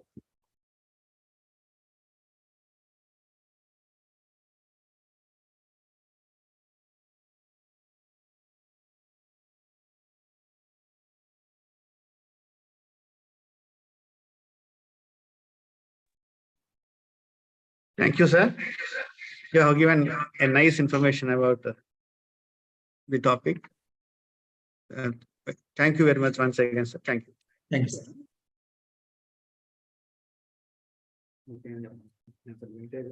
Thank you, Venumadhav sir. We have a wonderful session, sir. And from behalf of N.COLLEGE management, the President, Sri Kapilva Vijay Kumar garu, and our Secretary and Correspondent and ex-Municipal Chairperson, Sri Nagasara Subraya Gupta garu, and our Principal, Sir, Dr. S. Mallai garu, and my dearest friend, IPSC Coordinator, Dr. P.S. Sai garu. We are very, very thankful to you, sir. Thank you very much. Thank you, sir. And evening session start by 2 o'clock, sir. Dear participants, we also have, sir, one query, sir. We have a question from Sri Kondru Mohan Rao garu, President ACTA AP. He's a dynamic leader from our association. He wants to speak a few words, sir. Sir, Mohan Rao, sir, please ask your query, sir. Anil sir, thank you for your wonderful presentation. Thank you, sir. Thank you. Thank you. But this day also participants are very happy with your words. And I hope all the participants are very enlightened with your kind words. Thank you. Thank you, sir. Thank you, sir.